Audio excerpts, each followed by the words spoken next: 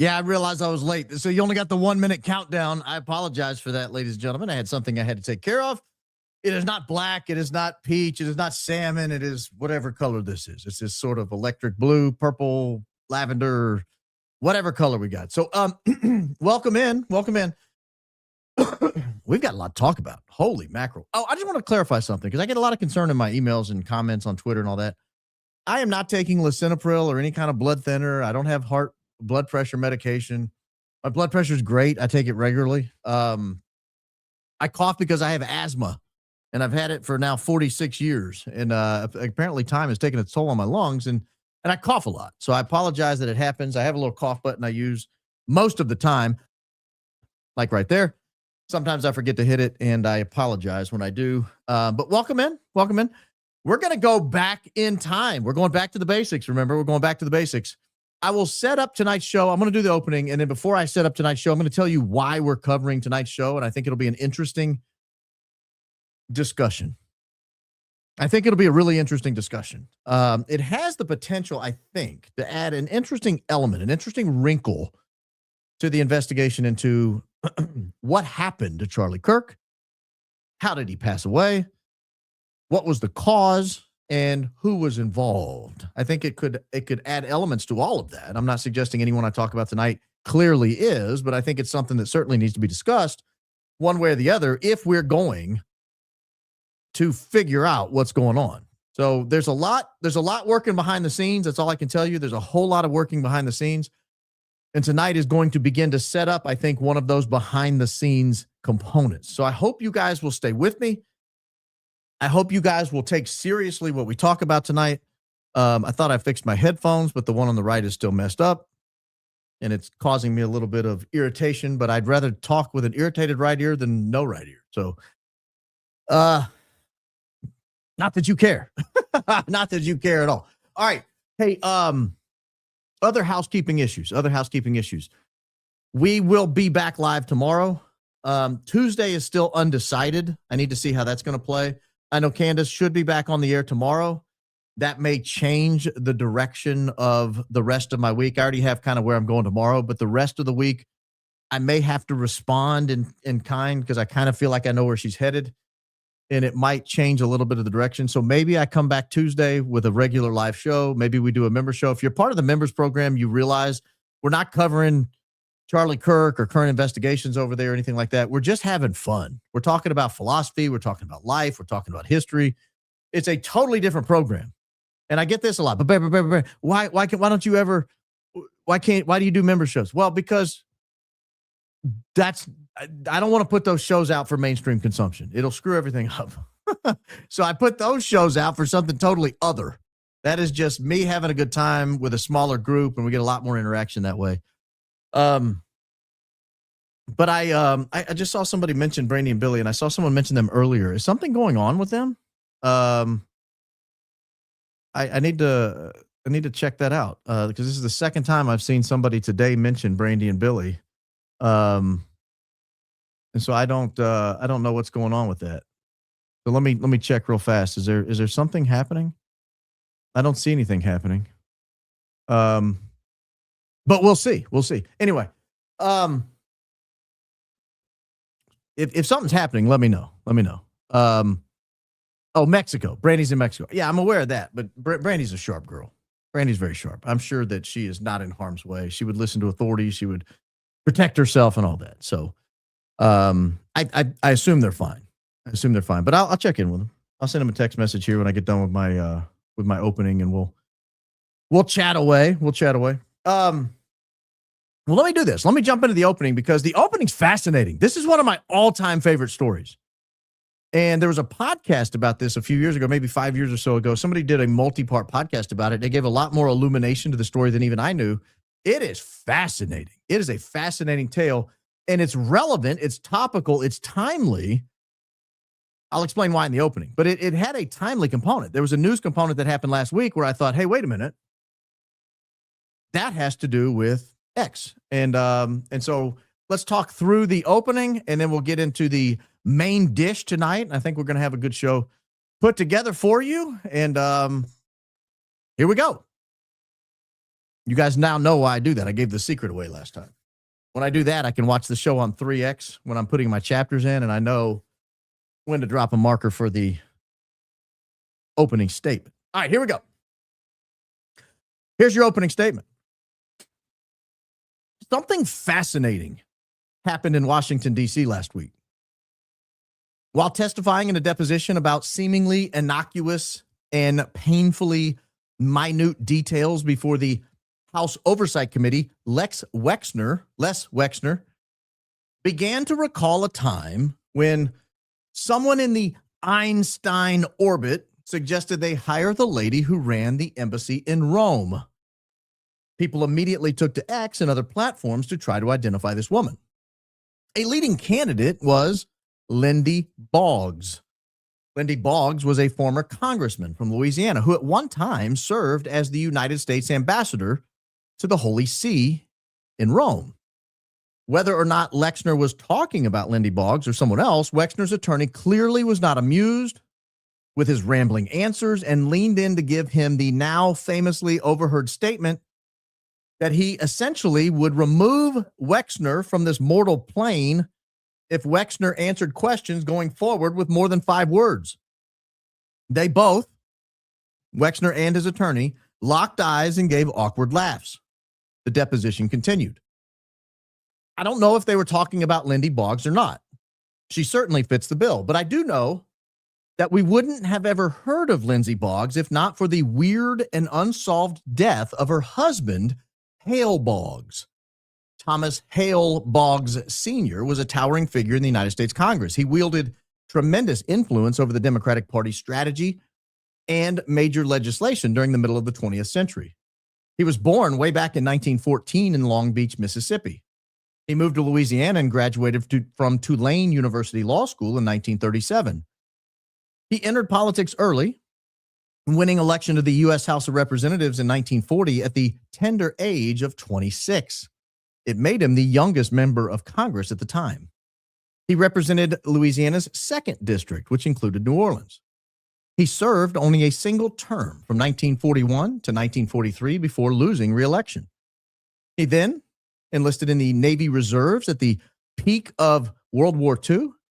After serving in the Navy Reserves, he reclaimed his House seat in 1946 and held it continuously for the next 26 years until his incredibly mysterious disappearance in 1972.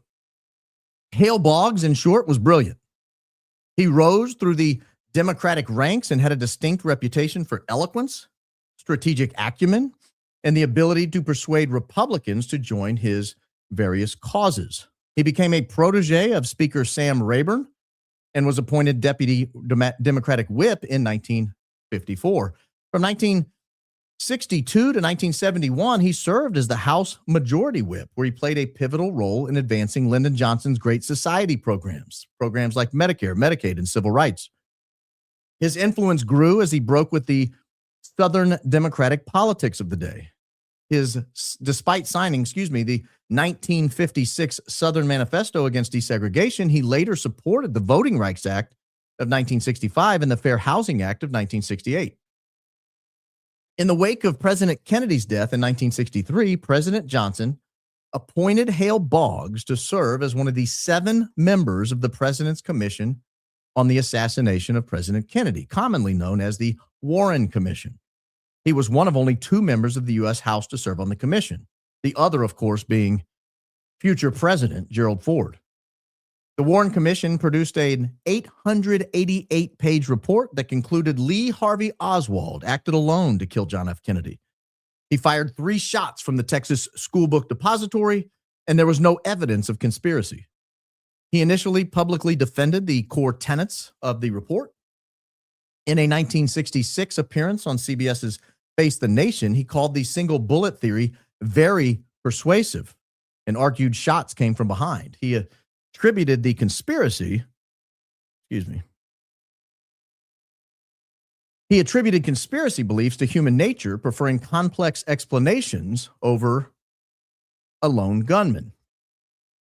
But in reality, Hale Boggs harbored significant private doubts particularly that a single bullet caused non-fatal wounds to both Kennedy and Texas Governor John Conley. The theory was crucial to proving Oswald acted alone, as the Zapruder film timing made separate shots by one shooter improbable without it. Along with Senators Richard Russell and John Sherman Cooper, Boggs viewed the single bullet explanation as improbable or unconvincing. He expressed strong doubts about it and reportedly felt torn, wishing he had never signed the report. Boggs was outraged by the FBI's reluctance to provide hard evidence on Oswald's potential intelligence ties, drawing an admission from Alan Dulles that CIA records on figures like Oswald were heavily coded and hard to verify. He later accused FBI Director J. Edgar Hoover of lying his eyes out to the commission on Oswald, on Jack Ruby, and on the bullets used in the assassination and other related matters. These reservations aligned with broader internal skepticism. For example, 3 of the 7 commissioners vigorously questioned the single bullet theory. For the sake of public reassurance, the commission prioritized unanimity. It softened language from compelling to persuasive evidence. Boggs' criticism remained mostly private during his lifetime, though aides and family noted his lingering dissatisfaction. His doubts contributed to ongoing debates about the Warren report's thoroughness and transparency. In 1971, Hale Boggs ascended to become House Majority Leader, the second highest position in the Democratic caucus, and the de facto next Speaker of the House when then Speaker Carl Albert would leave that position. On October 16, 1972, a twin-engine Cessna 310C aircraft operated by Pan Alaska Airways vanished during a short flight from Anchorage to Juneau. On the missing plane was Hale Boggs. Along with him was Alaska Representative Nick Begich, Begich's aide Russell Brown, and their pilot Don Johns. The disappearance remains one of the most enduring mysteries in U.S. political history. The flight originated as part of a campaign effort. Hale Boggs had flown to Alaska to support Begich's re-election bid. In part, the trip was as much about mending the relationship between Boggs and Begich as Begich opposed Boggs during the 1971 leadership contest. They departed Anchorage International Airport just before 9 a.m. local time. The weather wasn't ideal, but it wasn't unusual for autumn in Alaska. There were overcast skies and reports of marginal visibility. There was some rain and potential icing conditions. 38-year-old Don Johns was an experienced pilot with more than enough time flying in Alaskan conditions over the preceding 15 years. Johns owned Pan Alaska Airways and had accepted the charter the previous day. The plane's last radio contact was at 9:09 a.m. This was a routine check-in with air traffic control over Portage Pass. This is a notorious mountainous route prone to turbulence and sudden weather shifts. Weather reportedly played a central role in the disappearance. Forecasts indicated ceilings of 1,000 to 2,000 feet with scattered showers, but pilots reported icing at higher altitudes. The plane is believed to have disappeared in the Chugach Mountains, which feature rugged peaks and glaciers, complicating navigation.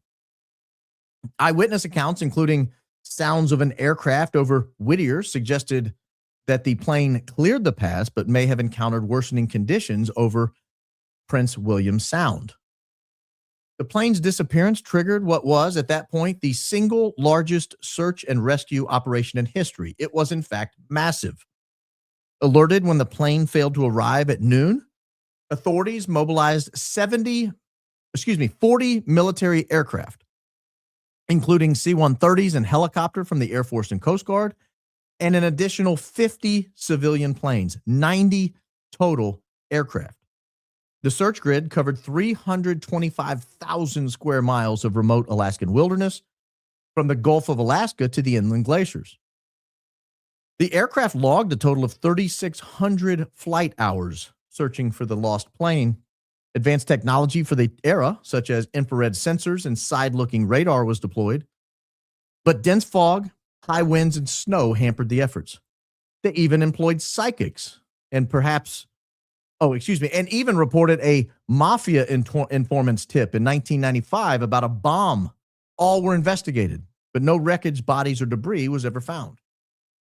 After 39 days, on November 24, 1972, the search was officially suspended due to deteriorating weather conditions and lack of leads. The NTSB report, released in 1973, cited probable causes as undetermined, but emphasized adverse weather and possible pilot error. The plane lacked an emergency locator transmitter, or ELT, which might have aided detection. This oversight prompted Congress to mandate ELTs on all U.S. civilian aircraft in 1974. Conspiracy theories have persisted. These are fueled by Boggs' Warren Commission role and his reported doubts about the single bullet theory in the Kennedy assassination. Some speculated foul play, including claims of a bomb planted by organized crime or government agents. A 1995 tip from a convicted mobster alleged the plane was sabotage, but investigations dismissed it as unreliable. There was a really good podcast in 2020 by John Walzak called Missing in Alaska that revisited these and other claims. In 2022, on the 50th anniversary, Hale Boggs' grandson called for renewed searches using modern drones and satellite imagery. He argued that technology could locate the site near the glacier. Despite occasional satellite photos from 1972 showing search activity, no definitive evidence has ever surfaced. The men's families pursued legal declarations of death. An Alaskan court presumed the dead on December 29, 1972, based on the impossibility of survival in sub-zero conditions without supplies. House Resolution 1 in the 93rd Congress declared Boggs' seat vacant. The crash highlighted Alaska's Bermuda Triangle reputation, where over 2,000 aircraft have gone missing since 1945 due to the extreme weather and vast, unforgiving landscapes. It remains a poignant reminder of the perils of small plane travel in the last frontier. It claimed two prominent lawmakers and left an unresolved chapter in American history. Nick Begich, the other congressman who went missing on the plane with Hale Boggs, was a first-term Democratic congressman. He represented Alaska's at-large district. He was a school counselor and an administrator by profession. He entered politics in the 1960s and served in the Alaskan State Senate from 1963 to 1971. He ran unsuccessfully for the U.S. House in 1968 against Republican Howard Pollock, but won in 1970 by defeating banker Frank Murkowski, capitalizing on his educational background and appeal to Alaska's diverse voters. You might recognize the last name Murkowski. Frank Murkowski is the father of Lisa Murkowski, the current and notably horrific U.S. Senator from Alaska. Begich's presence on the flight underscored his rising star status in Democratic circles. As Alaska's sole House member, he focused on issues like native land claims, oil development, and education funding. His family legacy endures. He's the father of future U.S. Senator Mark Begich, State Senator Tom Begich, and grandfather of current Republican Nick Begich III, who was elected in deep red Alaska in 2024, despite the family's Democratic roots. Following the disappearance, both seats were filled through special elections, which turned out to be historical and generation-defining transitions in Congress. Alaska's at-large seat went to Republican Don Young, who defeated Democrat Emil Noddy in the special election. Young held the seat for the next 49 years until his death in 2022. He became the longest-serving Republican in U.S. House history.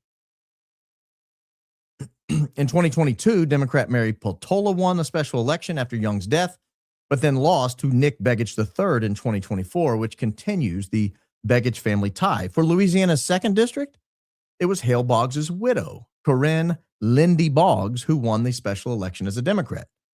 She became the first woman ever to represent Louisiana in Congress and served from 1973 to 1991. Bill Clinton later appointed her to be the U.S. ambassador to the Holy See in Rome. It was this woman, Lindy Boggs, who many suspect might have been the subject of the answer Les Wexner gave in his deposition last week to the House Oversight Committee related to a woman Wexner hired to manage inventory for Wexner and Einstein.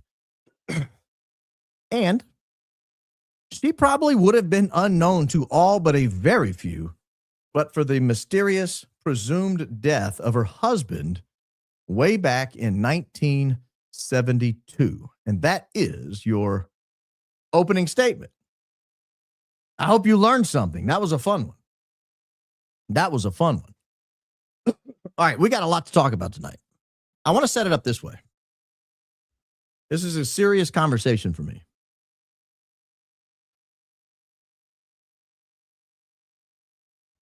After the last show, I asked people for information on the guy who stood up and started chanting USA, USA, USA.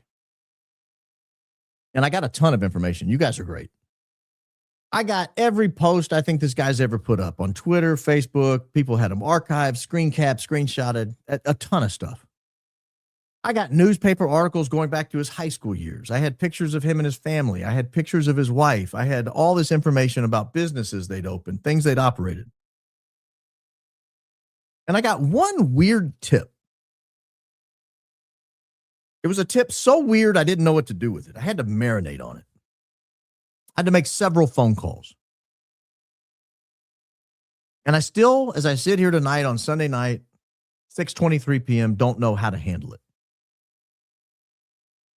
It was a video. It was a very disturbing video.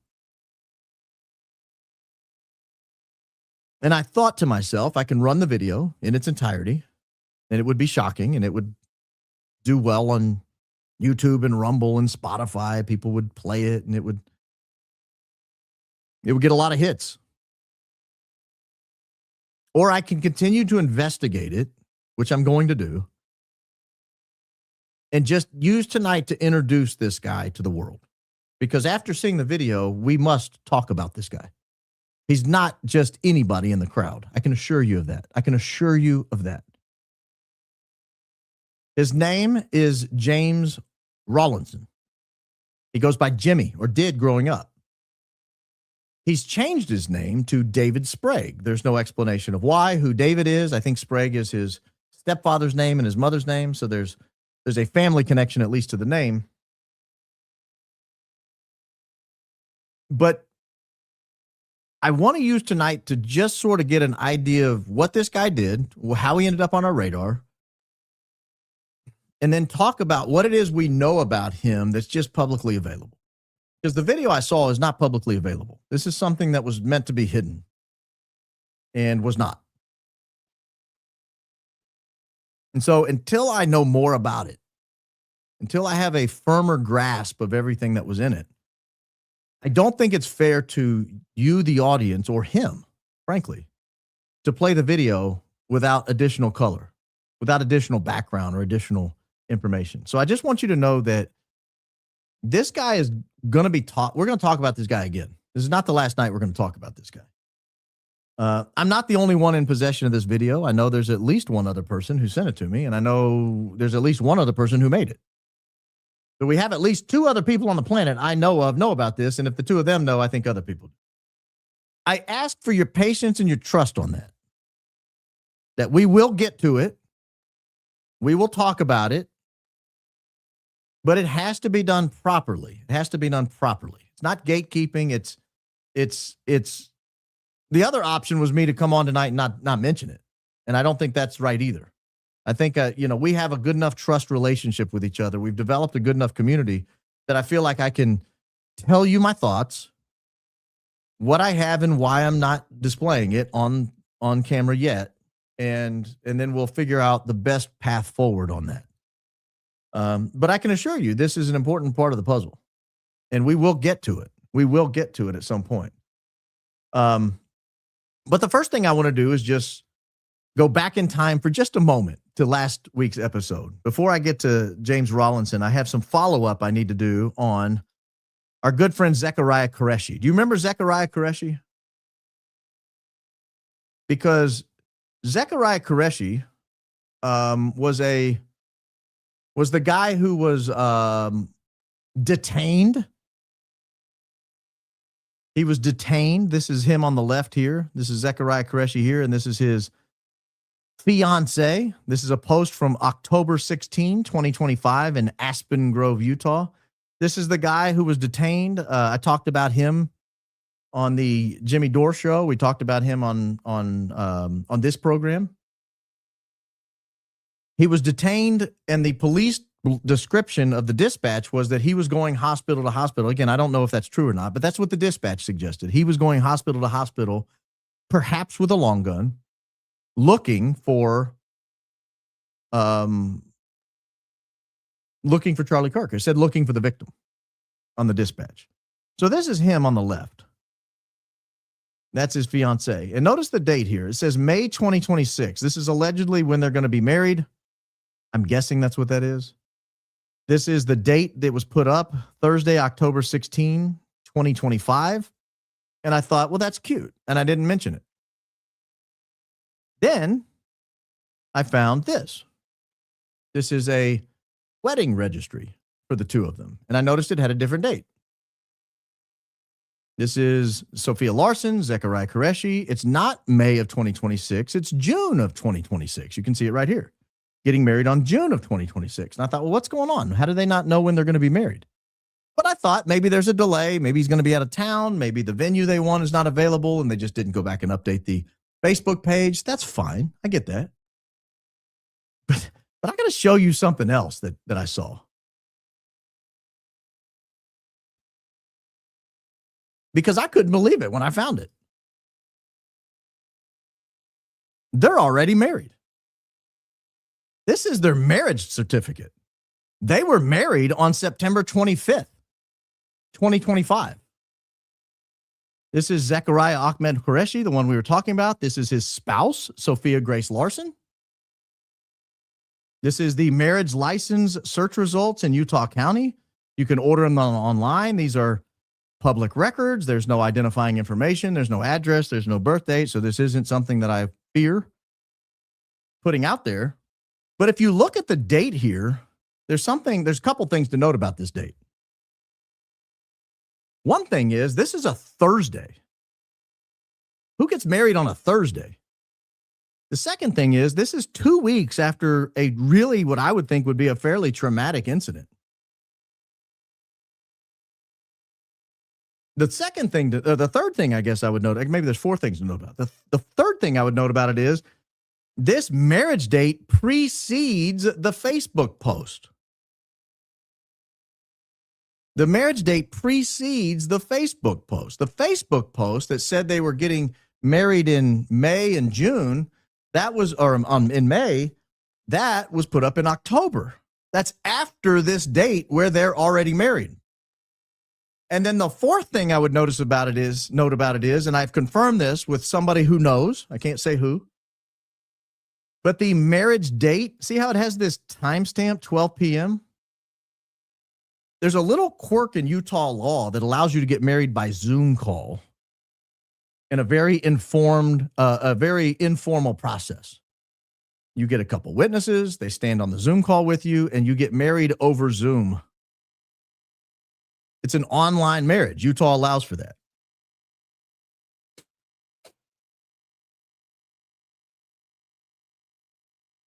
So I wondered what would make them rush out to get married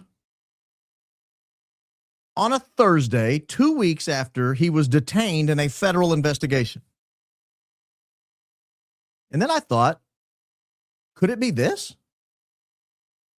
Could it be a spousal privilege exception? Utah state courts, this is from their rules of evidence. This is an exception to having to testify. Rule 502, there's a spousal exception for husbands and wives. It's got a definition of what confidential communication is. It's a communication made privately by one person to his or her spouse, not intended for disclosure to any other person. A wife may not be compelled to testify against her husband or a husband against her wife. Who may claim the privilege? The person who made the confidential communication or the non-communicating spouse. So either one may elect to enact the privilege. There are exceptions. There is an exception for civil proceedings or where they're adverse to each other, or if one person is charged with a crime against the other spouse or against the child or against someone in the household, none of those apply. And this one at first I thought might apply, but when I did a little more research, I don't think it applies at all. As to any communication which was made in whole or in part to enable or aid anyone to commit, to plan to commit, or conceal a crime or tort, then that's a future thing, not something that's happened in the past that you tell your wife about, but a future ongoing thing. And so I looked at this and thought, now I'm not saying this is what happened, but this would work. These guys are dating. He gets detained in a federal investigation in which there are police dispatch recordings saying he was going hospital to hospital looking for the victim, perhaps with a long gun. They gave a description of his height, his hair color, his eye color. They gave a description of his car and his license plate. They all match. He was spotted driving back past the campus almost 3 hours after the event happened when his dad said he went home. I could see if my wife was in those situations or my girlfriend or my fiance were in those situations, I could see myself going and saying, what the hell was that all about? I can't tell you. No, you're going to tell me or we're not going to stay together. Well, if I tell you, you might have to testify against me one day. I can't do that. And I don't want to lie to you because we're going to make a life together. We don't want to start that off on the wrong foot. Well, what if we get married and then you can tell me and I can't testify against you? I could see that happening. I could see that as a cause for rushing out in the dark of night, getting married at home online where you don't have to go to a hospital.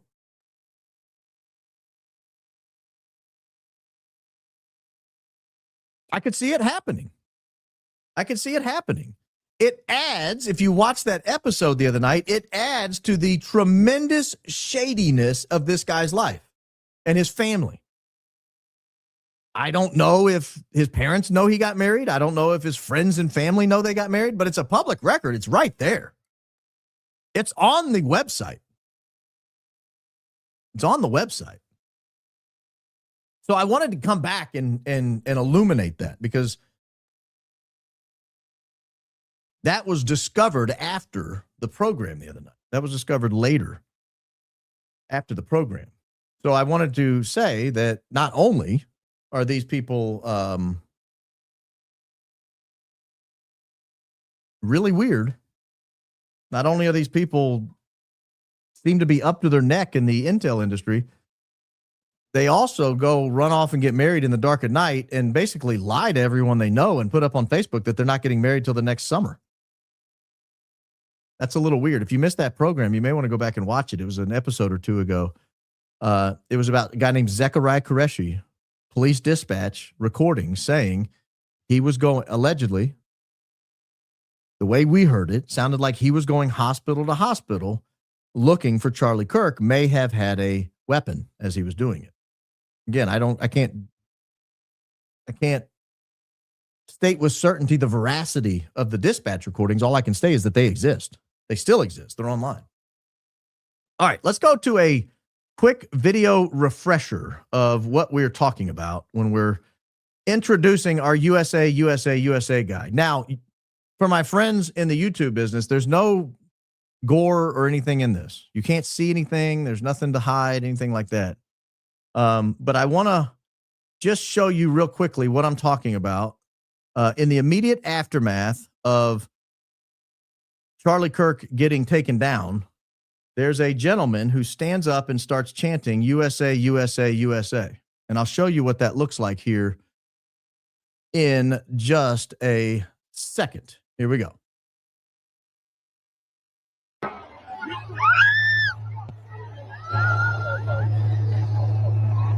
That's the guy we're looking at in the backwards tan hat here in the middle. This guy in the red MAGA hat next to him, they were allegedly there together, seemed to be friends. They seem to know each other. So pay attention to the guy in the tan hat here. Try not to look anywhere else.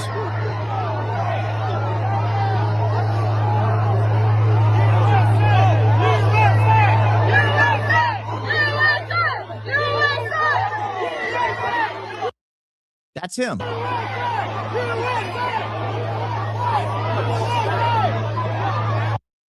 So there was a lot of confusion that came out of that. I think that's all of it. I don't think he shows back up. Oh, there he is. A little bit more here.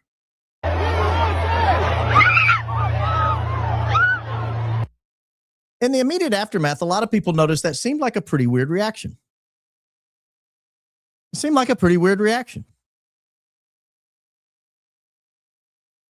Most everybody else was horrified at the event, running for cover, scared, certainly not smiling, certainly not looking backwards at the crowd, but maybe trying to get an idea what's going on at the stage. But here's this random guy standing up, screaming USA, USA, USA. So what do we know about this guy? What do we know about this guy? So the first thing we know is he has an X account. Let's go look at it real quick. You'll notice it's vacant. He's got some followers. He's following a couple people. He's only following these two people here, Jeff and Coach JV. But there's no posts. There are no replies. There's no media. And this is a account that hasn't been open too terribly long. And he goes by the name David on here. This was discovered not terribly long after the event. David, he's got this sort of cryptic sounding bio, navigating a recursive probabilistic framework from quantum to astrologic, information to sentience, chaos to order, paradox, duality, infinity, R to the X. Don't get a lot of information there. Don't know much about what to make of that. But we do have some archives. There are some archives where people have saved his various tweets before he had a chance to take them down. These are those. This was from September 11th. The following day at 7:11 a.m. Here is the text of what he said. Losing Charlie Kirk. Notice Kirk is spelled incorrectly there. Losing Charlie Kirk is heavy, and we are still mourning. Trust that I'll be explaining myself very soon. And he did. He did explain himself very soon. We have that video in a moment. But every lie about me brings me one step closer to becoming very dead and at the hands of the mob. Should I die for hate or entertainment? Truth will satisfy neither. Again, neither is misspelled there. Notice that. Neither appetite. I'm a father, and I feel the weight of Charlie's loss to his family. I stand for my fallen brothers. Who are his fallen brothers? We'll talk about that in a few minutes. We are unequal in risk at this moment, so if I address my actions, it will be after some time. I didn't wish to have my face everywhere.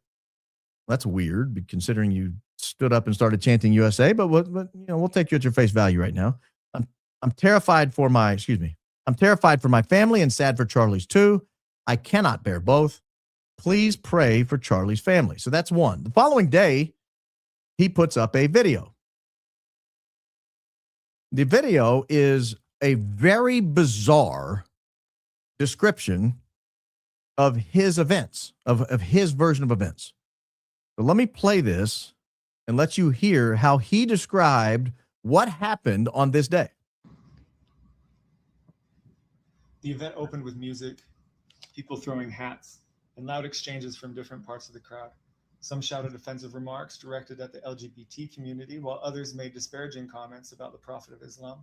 There were also cheers, boos, and offensive hand gestures, mockery. The atmosphere carried an energy of confrontation more than dialogue. The first debater tried to persuade Charlie to adopt Mormonism, but the exchange drifted into a disjointed back and forth of opinions. The audience eventually booed him off the platform. Another speaker raised the idea of restricting gun rights for transgender individuals. Citing Donald Trump as an influence, he began to reference statistics and posed a question. Charlie's response turned to the subject of gang violence as a part of the mass shooting statistics. At that point, I did not see what happened directly. My head was lowered while I listened. When I heard a sharp crack, at first I thought it might have been fireworks or a disruptive prank, so I looked up to the horizon for smoke. When none appeared, I realized it must have been a firearm. My friend reacted in horror, saying Charlie had been struck. His voice and description told me how serious it was. Based on his reaction, I believed Charlie had been gravely injured. I instinctively checked the security team's movement, though I have no affiliation with them. Realizing the situation was dangerous, I stood and shouted USA, not as a provocation, but to project strength, encourage others, and create a distraction that might help calm panic or even save lives. At that moment, no one knew whether this was a lone shooter or something coordinated. My friend was devastated. He admitted he admired Charlie deeply. I only knew Charlie through minimal content, but would never wish to celebrate harm to anyone. Because of my background as a soldier, I was able to stay calm under stress, focus on protecting and comforting my friend. Afterward, I called my wife to let her know I was safe. Once traffic eased, we left. So that's his entire statement. It clearly was pre-written. He's reading from some either piece of paper or a monitor or something, which is fine. He wants to be accurate and precise with his language. But he said several things in there that drew my attention. One was he said he was a soldier. He had been a soldier. So we'll look at, can we figure out where he was a soldier? What unit was he in? What did he do? Well, we've got that information available for you. He also said he was able to remain calm under fire, and he was trying to create a distraction for people who were in the crowd. And he was standing up and smiling. He looked calm. He looked very unbothered by the entire thing, admittedly. He also said he thought it was initially a firecracker, a firework.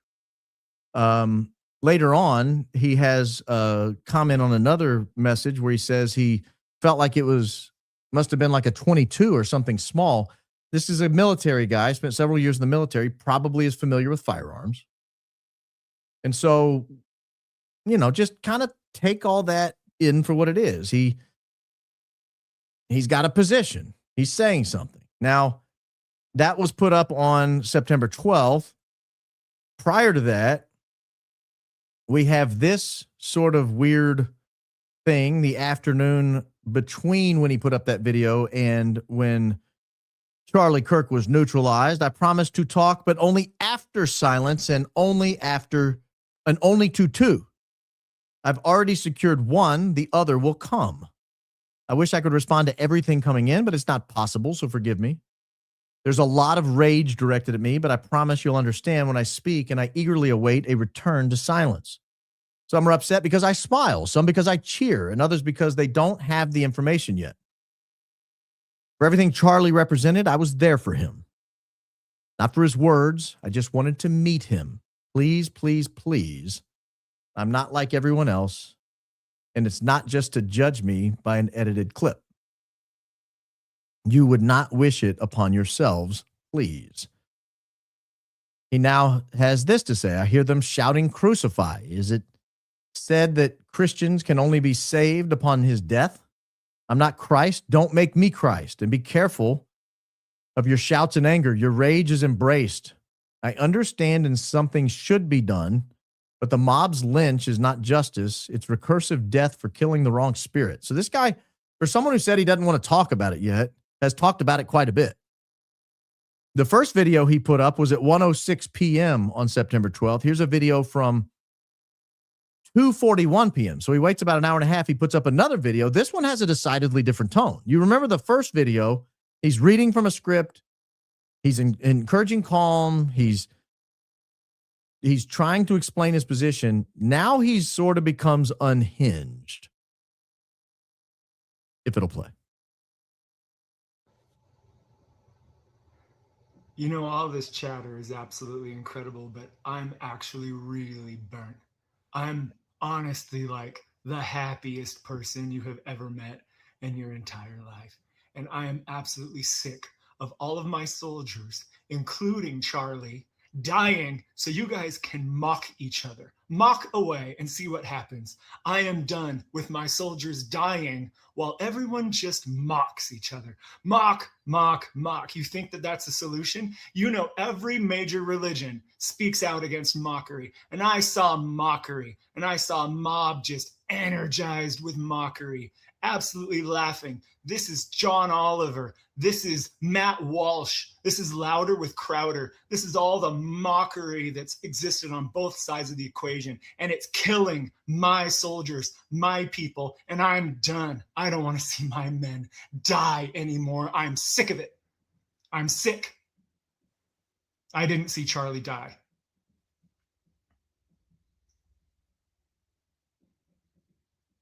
I stood up. My soldiers stand up. I stand up. And I'm not apologizing for standing up.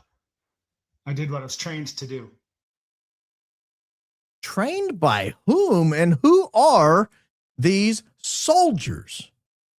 Who are these soldiers he's talking about? We have all this weird explanation.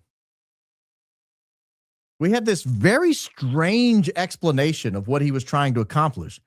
At first, he tried text on September 11th. I'll talk to you in due time. Give me space. We don't want anyone harmed. Then he comes out with this long video in the morning of September 12th, 2 days after it happened. It's prepared remarks. He reads it. Frankly, it sounded pretty normal, if I had to say so. And then he comes out an hour and a half later with an unhinged video that makes him sound weird, like really weird, if I had to be honest. And so we kept looking. There have to be more tweets, right? Well, in fact, there are. We have copies of them right here. These are some recovered tweets that people had taken screenshots of. This is from a guy named Hustle Female Dog. Why was this man standing and celebrating immediately after Charlie Kirk was shot while everyone else was ducking for cover? Here he is. I'm not the same as everyone else. I stand for the fallen. I don't bow to hate. I stand for Charlie. All right. And we have this one. It's a picture of him from that video we just watched. Losing Charlie Kirk is heavy. We're still mourning. And this is the original one we read a few minutes ago that was saved. Then we've got this long piece here. This long piece here. No threats, but you owe me something for this. He's talking to Elon Musk. I don't know if Elon Musk was on this or if he was tagged in it because he's since deleted all this. My family's been living in fear. It's not right. You owe me. I've had peace in my life until this. I wish I'd never gone to that miserable school. What miserable school did he go to? And stood in that rude crowd and heard those rude things said. I did not cheer for anything but our country. I'm not calling for unity. I've had unity in my life until you posted this lie and spread it to the wind. You can afford to hide and have security and safety, and I don't. Is your view on courage and honor tainted? How can you just throw me to the wolves? I'm a nobody, so I guess I don't matter, right? I had peace, a garden, a happy, safe neighborhood, a small business that barely pays my monthly bills, and a happy family, and you murdered it for what? I was already living the life that everyone has been fighting endlessly for, and thanks to you, it's gone. You owe me my peace back. You tell me why I should put my friends at risk for lies. They want to defend me, and that only puts us all more in danger. You incited the violence and mockery and misinformation, and bots called it free speech. Well, you are totally shielded and can leave a lie posted in your feed. You can do something for me and Matt, who looks like me. My handle was R to the power of X, reality and truth with X's power. I was a fan, and you were an inspiration to me of what someone could become. I've defended the hurt and the autistic and the small. I push with my brothers when they are low. Who are you to crush my small hopes and dreams? I wanted to meet you and warn you about mockery. I was worried about what I was hearing in 8 hours of personal, private, human conversations every day. I've lost that now. I'm alone and afraid in my house, and people think it's funny. Do you think it's funny? They said they would kill me, my family, and make me watch. My wife checks the windows, and my heart feels like it's going to explode. How will you fix the world if what I already was lost thanks to you? Should I wait while you fix it? How long? Trust me, I'm patient in suffering. I just like a time frame. I had peace. I want it back. I'll hold you in superposition until you become what you are. What are you?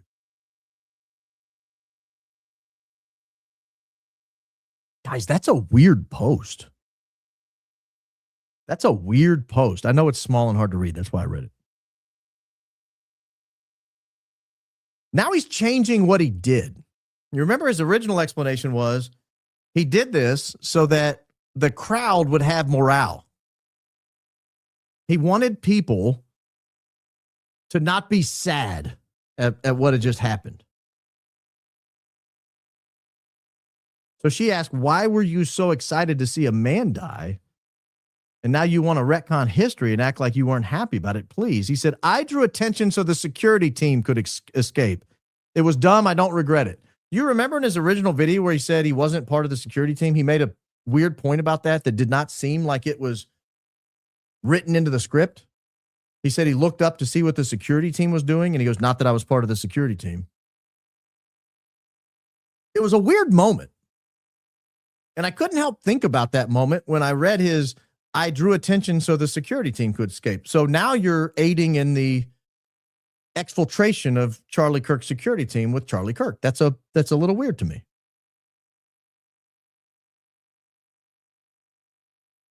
Then you have Matt Wallace saying, please look into this man immediately. And he said, my friends come first. I stood for Charlie Kirk. I'll always push with my brothers. He's talking about his brothers a lot. And then he puts up this. It's a very weird post. And I wish I could make this larger. I can't.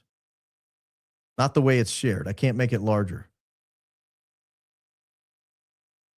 I might be able to. Hold on just a second. Let me see if I can make it. I might be able to.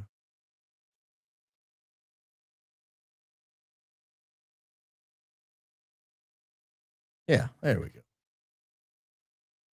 Then he puts up this.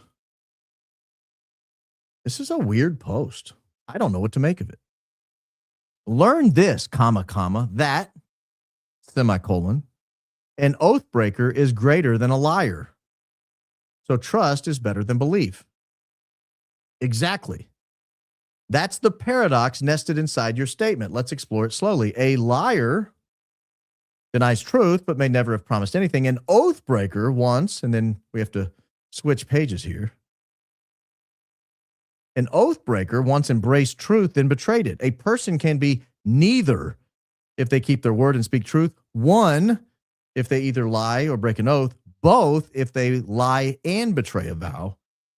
So the structure you're pointing to implies a spectrum of integrity, not a binary. And he just continues rambling here. I want to go back and look at it. And in this, he has a picture. The picture is apparently of some fossilized seashells or some sort of, looks like it's in limestone, some sort of fossilized marine life. Not sure exactly what that is or why it's relevant to this. But you have this very strange, bizarre, and I think this post was like maybe a month or so after.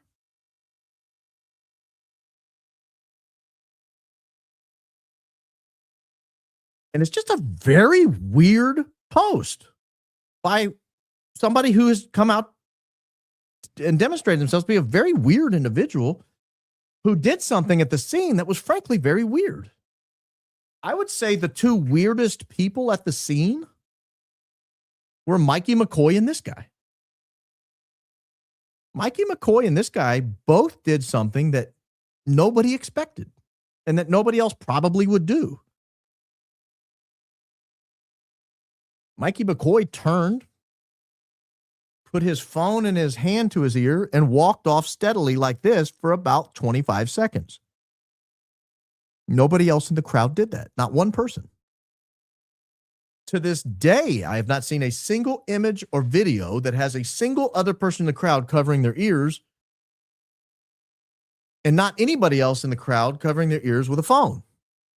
We have one out of 3,000. His name's Mikey McCoy. That's probably on par with the weirdness of the only guy who stood there smiling, looking backwards, screaming USA, USA, USA. And I would argue both of them were weirder than George Zen. And as you know, within 2 or 3 seconds of the Big Bang, George Zen starts waving his hat saying, I did it, I did it, I did it, and drawing attention to himself. I don't think George Zen's actions were as weird as those two. To Mikey's credit, other than sashaying on camera and swinging his hips in a Flintstones manner to the song YMCA, he hasn't done a lot of other truly weird stuff since. This guy, on the other hand, has been nothing but a weirdo since. Doing lots of weird stuff. Somebody else captured a screen cap of a direct message this guy sent. See if I can make it not be. There we go. It's going to be blurry just because of the nature of it. Oh, gosh. Oh, gosh.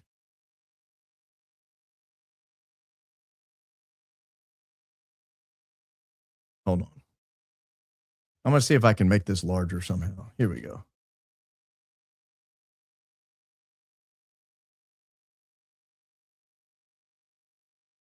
Somebody else captured a screenshot this guy sent. Now, if you can't see this, I'll read it. This is a direct message on, I believe, Twitter. This is the Art of the Power of X Twitter feed. I'll make it as large as I humanly can. And then I'll read it if I need to. Who should I be afraid of more? The liars who said I cheered for Charlie's death, or the leftists who have so little to live for they are willing to start aligning with terrorism? I was there to warn Charlie after the show. What are you warning him of? What do you have knowledge of that Charlie needed to be warned that you don't think his paid security staff of millions of dollars and all the people he interacts with on a daily basis need to be warned? That's neither here nor there.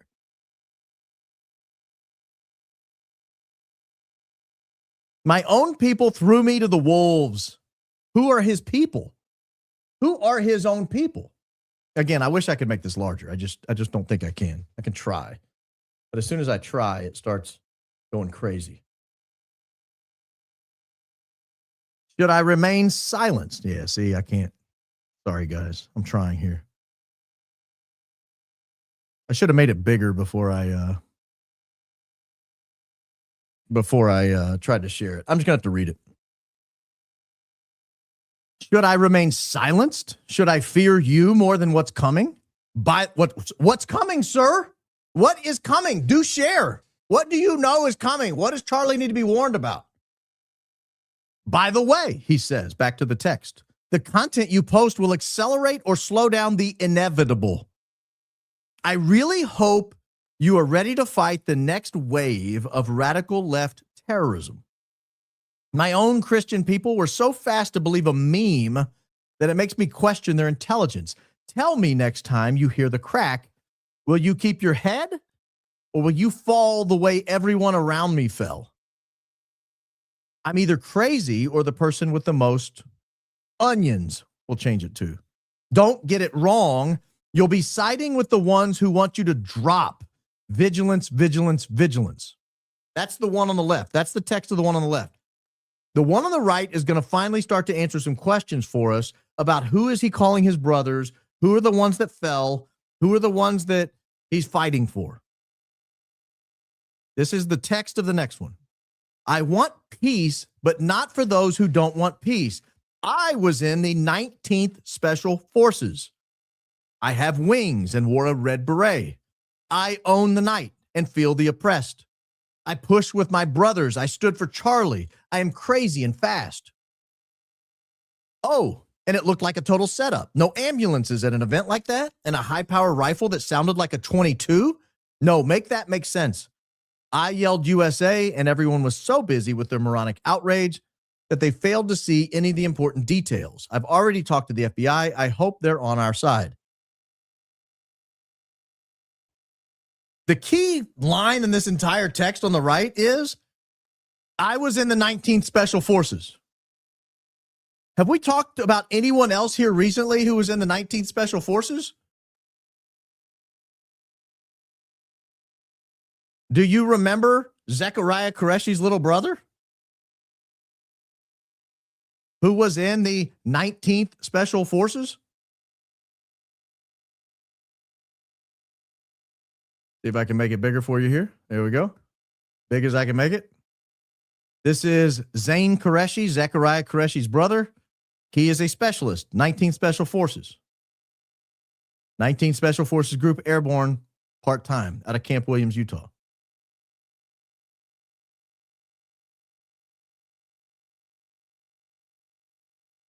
So Zachariah Qureshi, just to refresh you, there's a lot of names were thrown at you the last few episodes, but we're going back to the beginning and we're looking at things that we've overlooked or that were never properly investigated.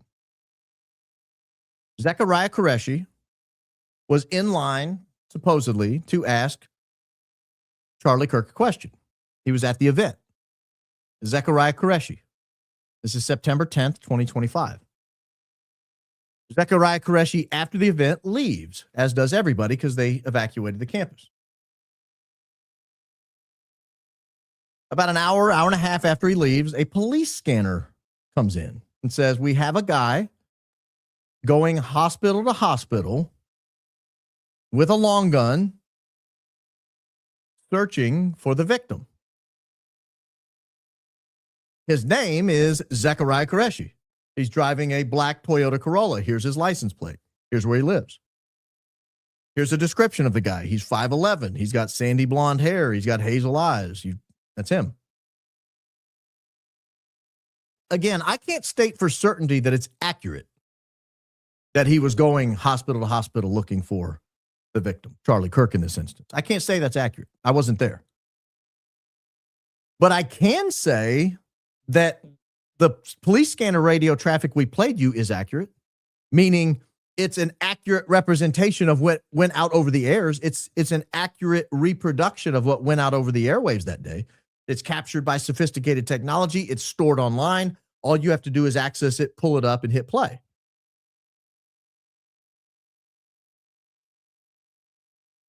And Zachariah Qureshi, now we know, 15 days later, quickly and weirdly married his girlfriend online, allegedly, supposedly. That's a little weird, especially when they're now announcing a month after they went and sneakily got married online that they are getting married next summer. Now, keep in mind, I think this girl's like 19 years old. I think she's a freshman or something at one of the universities there, UVU or BYU or something. She's not an older girl. She's pretty young. Zachariah Qureshi, who sneaks off and marries his girlfriend without telling anyone, 15 days later on a Thursday morning online, has a brother named Zane Qureshi. Zane Qureshi's in the 19th Special Forces. Their father, Ahmed Qureshi, is a 35, 38-year military veteran in Navy intelligence and is a defense contractor and got $7.5 million contracts a couple of months before Charlie Kirk went down, after really not getting many contracts at all. I don't know how that's not a conflict of interest to be a Navy intelligence officer, an 06. And, I mean, one step below general. Like the next step after 06 is general. Like you're the real deal at 06. That's a real rank, ladies and gentlemen. You don't accidentally become a colonel or the Navy equivalent of a colonel called a captain. You don't accidentally make 06. You got to show you've got it.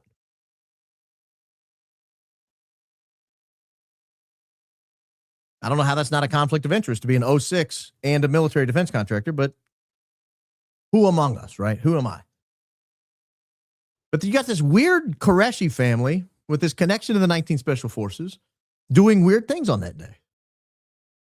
And then you have this James Rawlinson, who goes by the name David Sprague for some unknown reason. It doesn't appear he legally changed his name. Maybe he did and I missed it.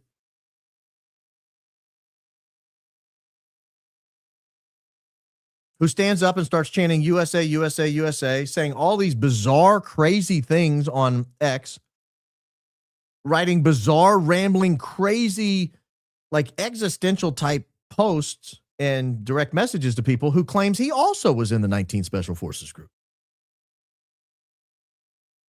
There's a lot of weirdness going on with people connected to the 19th Special Forces group.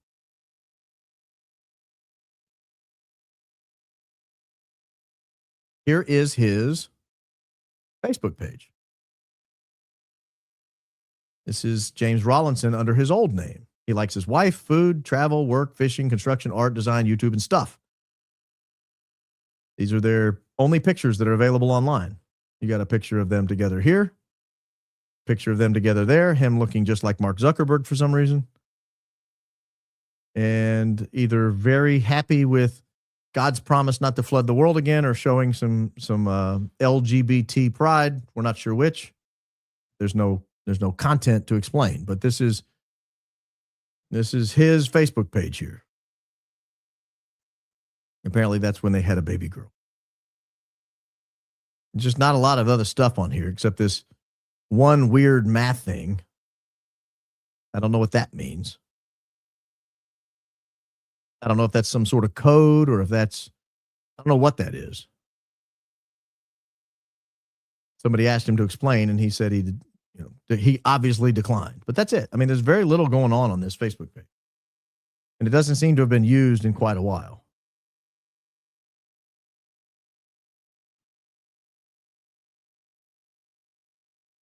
We have independent evidence he was in the military.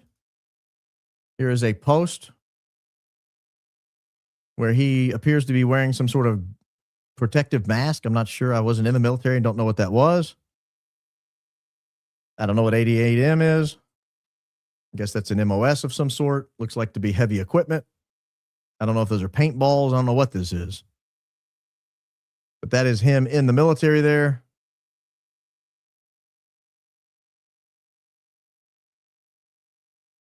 And here is his, let's see.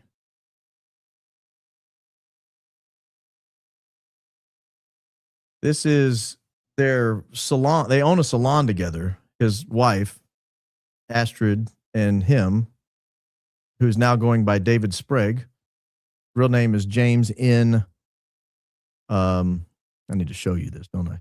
His real name is James N. Rawlinson. Some reason he started going by David Sprague. This is their salon profile. Astrid apparently also goes by Sprague. So I don't know if he legally changed it or not, but this is just their, how to get in touch with them and book an appointment. Nothing big there. This is his wife's Facebook cover page. It's now been changed. Just in case you want to know a little bit about their politics and religion. She stands with our greatest ally and has a baby. That was the cover page to her Facebook until relatively recently.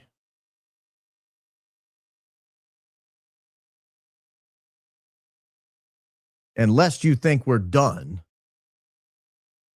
his wife on Instagram, these are some of the follows on her Instagram page. She's a gigantic fan of our greatest ally. She follows Birthright, Greatest Ally, Schwarzkopf Pro, Greatest Ally, I Am One for Greatest Ally, CBN, Greatest Ally, the Bible Society in Greatest Ally, I Am Greatest Ally Film, Keep God's Land, and Greatest Ally Food Rescue. These are some of the things she follows on Instagram. So she's obviously a big fan of the Greatest Ally community. Don't know if it's related or not. I do know Charlie was shifting on the Greatest Ally.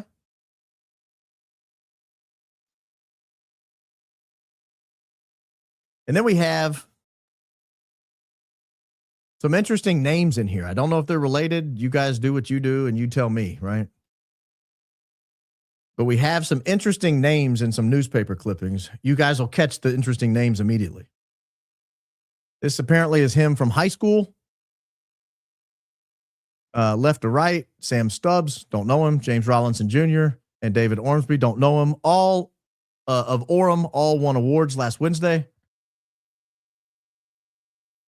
Here he is putting satellite tracking devices to good use.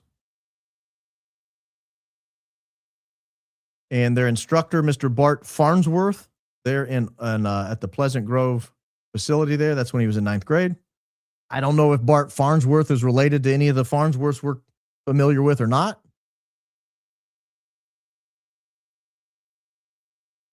Here we have an Eagle recipient, James Rawlinson Jr. of Orem, the son of James Rawlinson Sr. and Tracy Rawlinson. He will be attending Utah Valley State College. Utah Valley State College became Utah Valley University. That's the site of the event where Charlie Kirk lost his life. So now we know what he was talking about. He said, "Why I wish I hadn't gone to that godforsaken school," or whatever he said. And then finally, this is an image of his father. This is a newspaper article that mentions his father. His father was an usher at this wedding between Cindy E. Farnsworth and Paul Taylor. Mr. and Mrs. Larry Farnsworth, Sandy, are parents of the bride. I don't know if these Farnsworths are related, but here's a Lori Farnsworth, sister of the bride. Sharon and Christine Farnsworth. There's a lot of Farnsworthing going on in this area. I don't know if they're Farnsworths or not. I don't know if they're, well, I know the Farnsworths. I don't know if these Farnsworths are related to Terrell Farnsworth. Famed, he's dead. The mic guy. I don't know if they're related or not. So that's what we know about him. Wife's a big fan of Our Greatest Ally.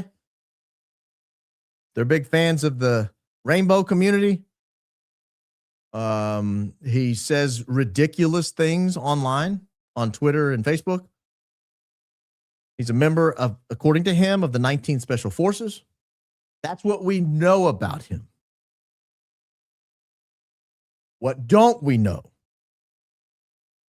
Well, it claims on Facebook that they were married in March 2009. Utah's interesting in that they make their marriage records available online. If someone's married in Utah, you can plug their name into the state computer and it'll pull up the thing. That's how I found out about the marriage of Zachariah Qureshi. They don't have one in there. So it's possible they were married in another state. It's possible they're not married at all and they're just telling people they're married. I don't know. We don't know the answer to that. I'd like to know the answer.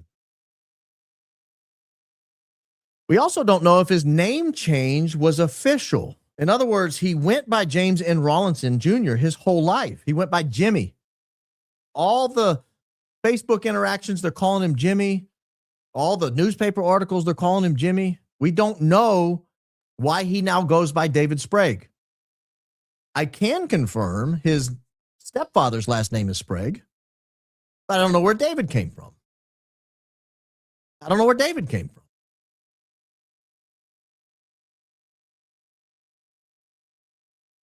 So why did he do it? Why did he change his name? Who changes their name that late in life? Guy appeared to be in his 30s and all of a sudden starts going by David Sprague. It's a little weird. The other thing that's weird is, as you guys know, Daisy's an expert researcher. If you want someone hunting you and getting every detail about your life, Daisy's a great person to employ. So one of the things we do is when a name comes up, we look at everything about them. She'll track down and she creates these family trees and we get their parents, we get their grandparents, sometimes their great-grandparents, cousins, siblings, friends. I mean, she puts it all in one document so that between the two of us, we get a really good understanding of who this person is, how they're related. That's why we were able to take Zachariah Qureshi and figure out who his brother was, Zane, figure out who his father was, Ahmed. And we were able to figure out his father had this defense contracting business. And then she was able to figure out who Ahmed's business partner was, Nathan Henderson. From there, we were able to figure out who his son was, Connor Henderson. We were able to figure out Connor Henderson worked at the emergency department at Timpanogos for a while and looked a hell of a lot like the guy in the stairwell. Like all of this was because her ability to do this. And she does it time and time again. It's repeatable. She's great at it. So it's a little unusual. It strikes me as very unusual if Daisy comes back to me after we discuss an assignment and we say, all right, here's what we need to build. And she comes back the next day and says, I got nothing. I don't know who this guy's family is. The only thing I know about his dad is his name. His dad's name is James N. Rawlinson Sr. That's all we know. And he goes by Jim. And I know his mom's name, but I can find no real information about this guy's family. And most of it comes from digging through things like obituaries and all that kind of stuff. In terms of online presence, these guys are really ghosts. His dad does have a Facebook page and he's a weird little crystal guy. Like he's into crystals. And also, there's this concern about his wife, this James Rawlinson's wife. We found a little bit after digging, but we really had to key in on that woman's sisters and go through her sisters to find information about her. She herself has almost nothing online outside of her Facebook page. When you search for Astrid, nothing comes up. It's just a black hole. And it's unusual. Again, we've been doing this a while now. I've been doing research on people for decades, literally decades online. I know all the tools to use. I've got the subscriptions. We can track stuff down, property records, marriage records, death records, obits. Like there's usually a way to figure out who these people are and to begin to build some kind of a family tree. You can go into their business records. Now you can start to build some sort of an idea of what they do for a living. Not so with these two. It's weird. It's vacant. There's very little going on. And I don't know what that means. And again, I place all of this in the context of what I am confident will be a developing story that's much bigger than just the Charlie Kirk investigation. Much bigger than the Charlie Kirk investigation. And I don't know where it leads. And I don't know how it ends. But I know, I'm confident that the Charlie Kirk event where this guy was, this James Rawlinson, this David Sprague, I'm very confident, very, very confident. This is not the only weird thing he's been involved in. Very confident in it. Not the only weird thing he's been involved in. And I will not hold that from you. We will talk about it. We will discuss it in the future. But it's big, a big story. And it's something that's going to take a little time to put together. So last time we said it was going to take a little time to put together something, we actually took a whole day off and continued working on that story. And that's when we brought you the Zachariah Qureshi story, I believe last Wednesday it was, if you're looking to go back in time and look at that. It was a big story. It was a very big story.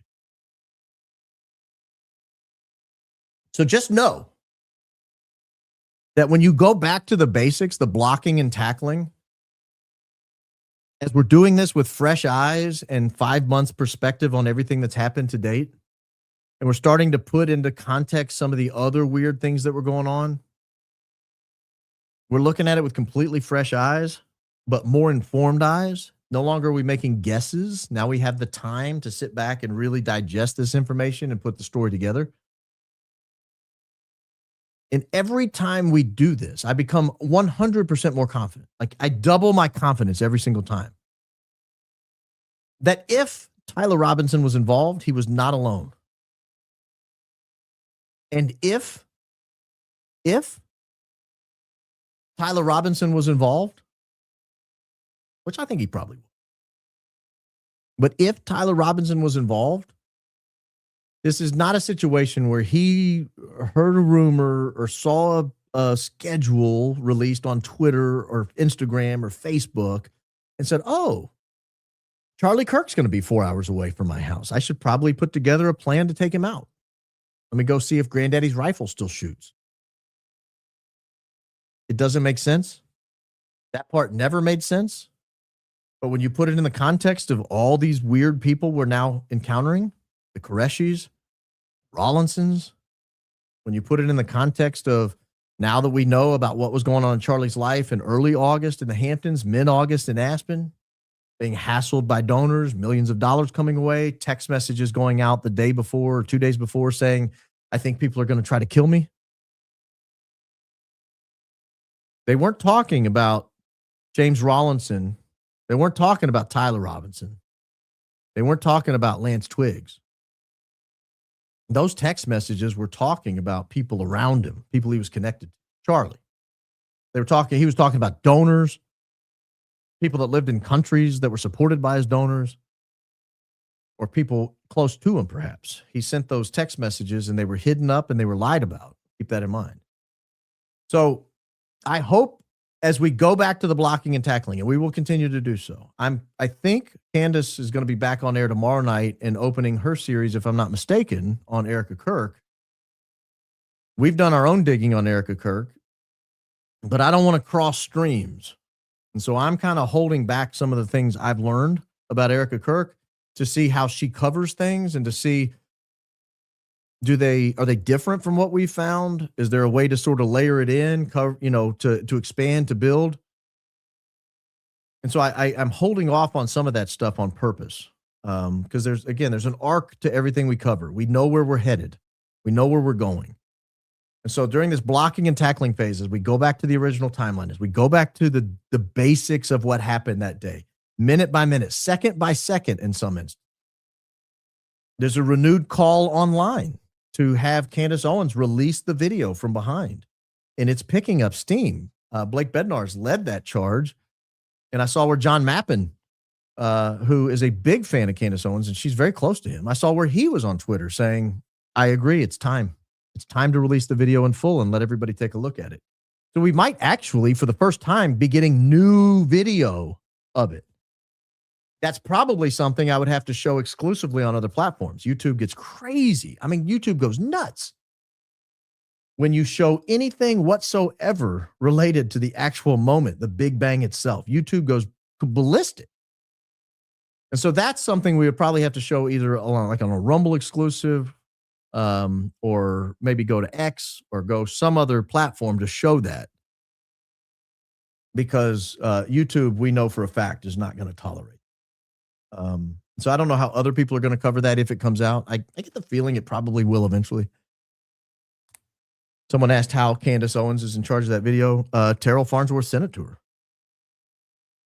Terrell Farnsworth. This is the video of when he went and got the SD card and was looking all around over his shoulder and looking out to make sure no one was watching him take it. That's that video on that SD card. He has it. And there's a renewed call on her to release it. And that call, like I said, is gaining steam. So there may be some additional information coming out on that front. So stay tuned. Even though we're 5+ months into this investigation, let's see, October, November, December, January, February. Yeah, 5+ months into this investigation. We're still learning things every single day. Final point. I don't know what Tyler Robinson's defense team is doing, but I do believe it's time for them to start reaching out to people who have some of this information. I do believe it's time for them to reach out and say, send me what you have.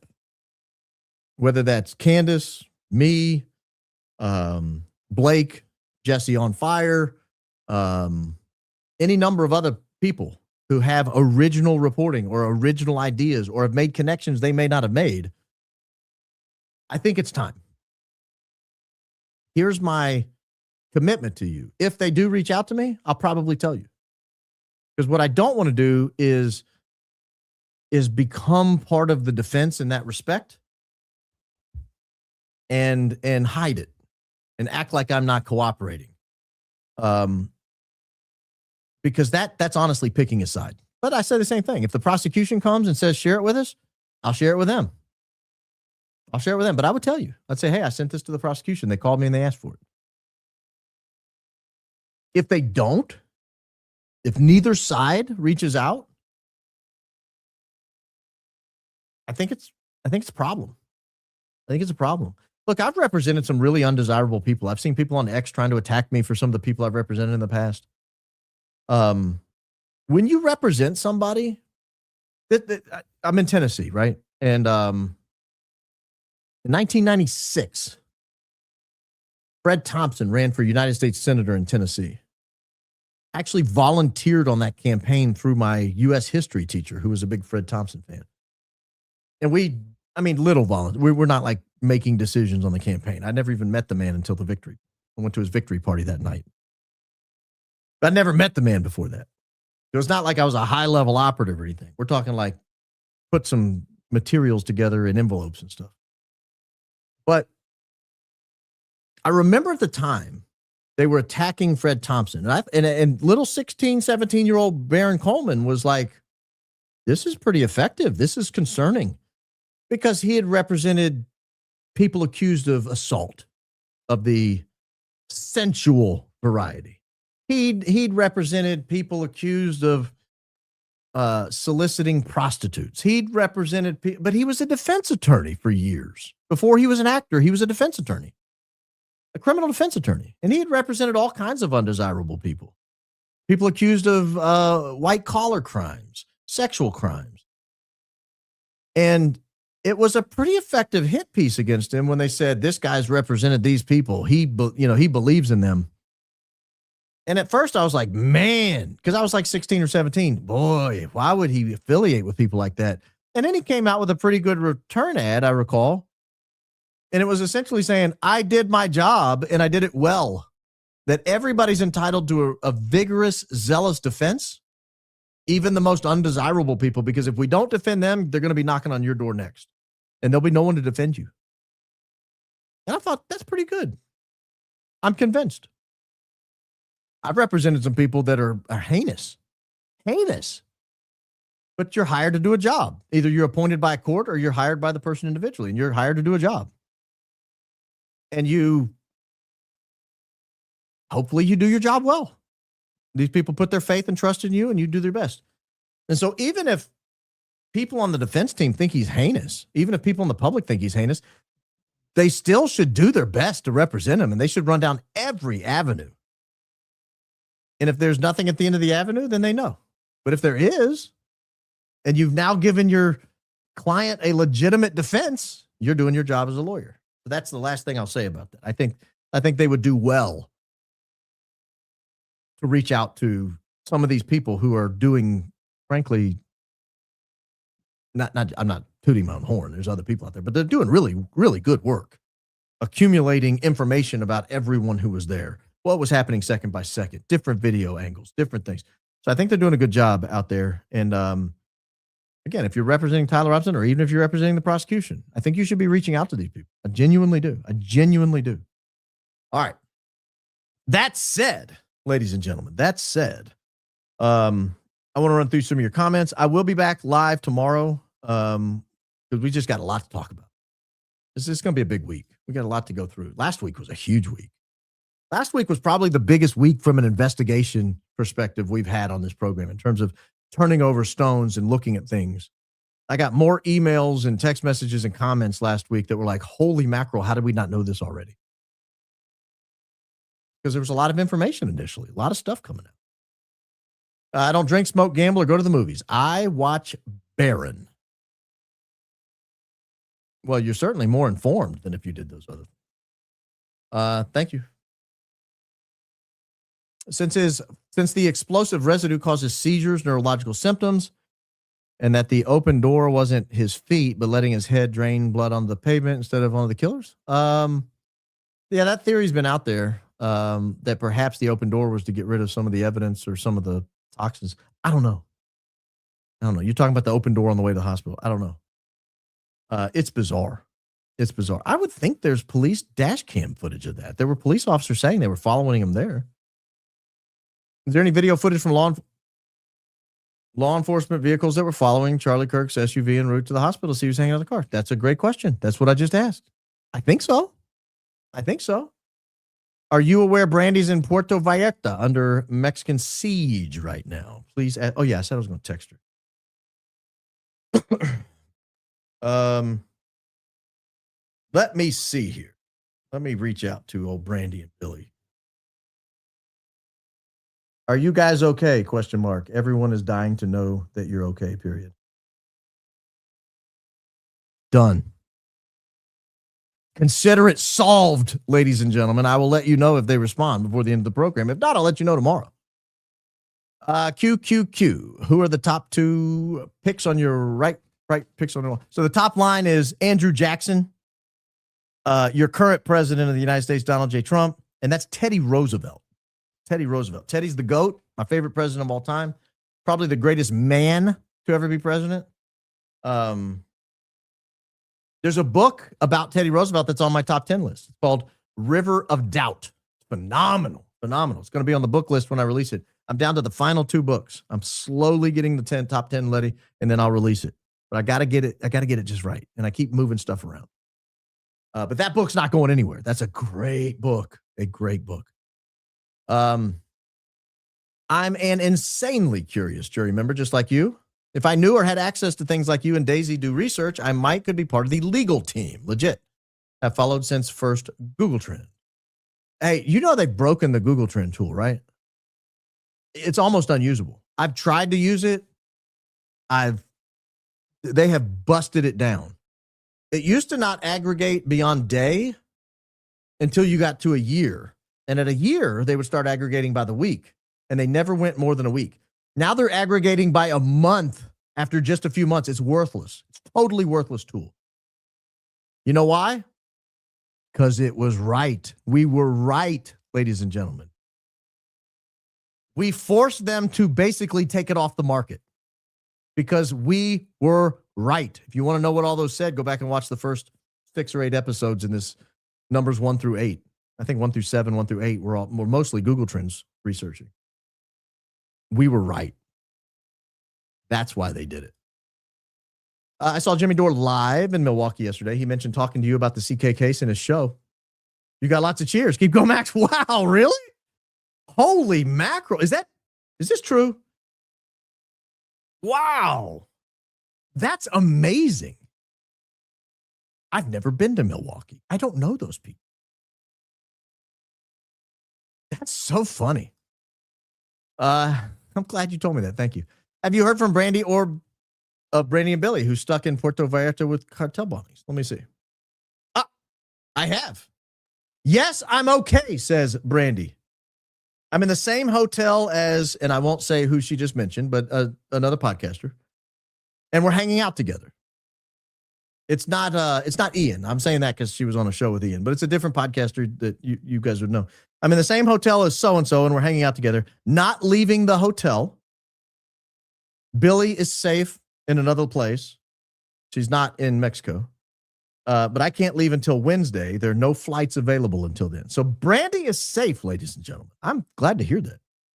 I had no idea she was there. I don't think I had an idea she was there. Let me look at. Hold on.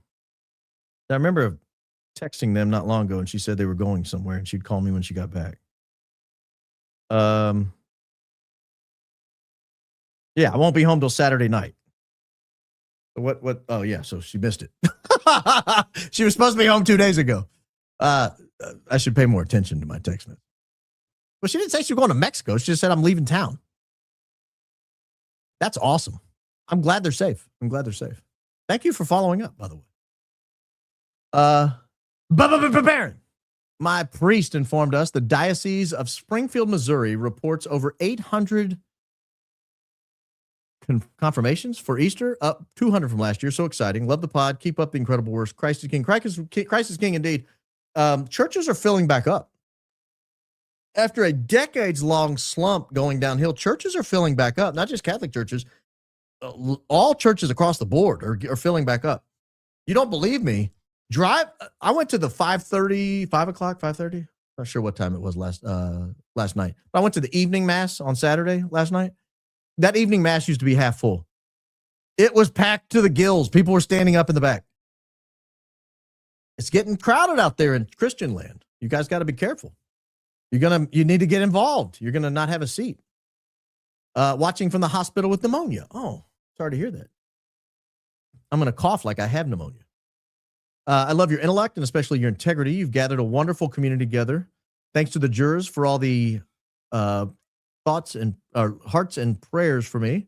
Our group is the best. Yes, our group is the best, and you're going to get better. Just do what they say. Be a good patient. You'll be fine. But we'll pray for you. Hey, did you hear anything on the police scanner about a bomb threat at the other hospital right after the Big Bang? Thank you. I did not. That doesn't mean it doesn't exist. There's like so many hours of different channels and all that. But I have not yet come across that. No. Was that with that guy going from the hospital to hospital? I'm thinking he may be the reason why the hospital went on lockdown. May also be why the videos were seized. What do you think? My love. I think Mrs. Coleman might have an issue with that, my love. That makes sense. I don't know.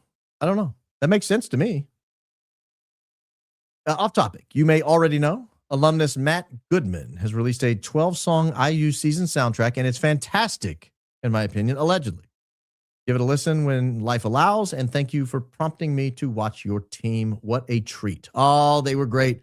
I wish you guys could see my national championship sign over here that's hanging on my wall.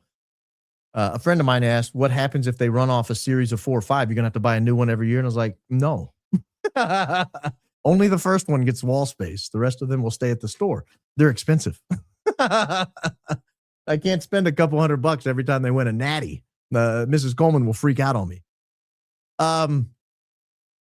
Yeah, I will check that out. That's interesting. Matt Goodman. Never heard of him. Sounds like a good man. That's a dad joke. Tried nebulizing, humidifying colloidal silver. Won't that turn me purple? Won't I be the same color as my sweatshirt? Helps my asthma tremendously. 3 parts distilled water, 1 part colloidal silver. Christ is King and Lord of Lords. Christ is King indeed. Hey, I'll look into that. That sounds weird to me. I don't know that I want silver in my lungs, but I'll look into it. If you say it works, it works. Hey, Baron, why were you a rat for the FBI 12 years ago? You toothless rat grifter. I've never talked to the FBI a day in my life. If what you're referencing, and I'll address this. I'm not afraid of answering questions. This is a open discussion. It wasn't, was it 12 years ago? So in 2011, I was asked by a customer to put together a research project. And it was about money being transferred, and some people thought it might have been illegally moving through the political system in Alabama. And we're not talking about a little money. We're talking about millions of dollars.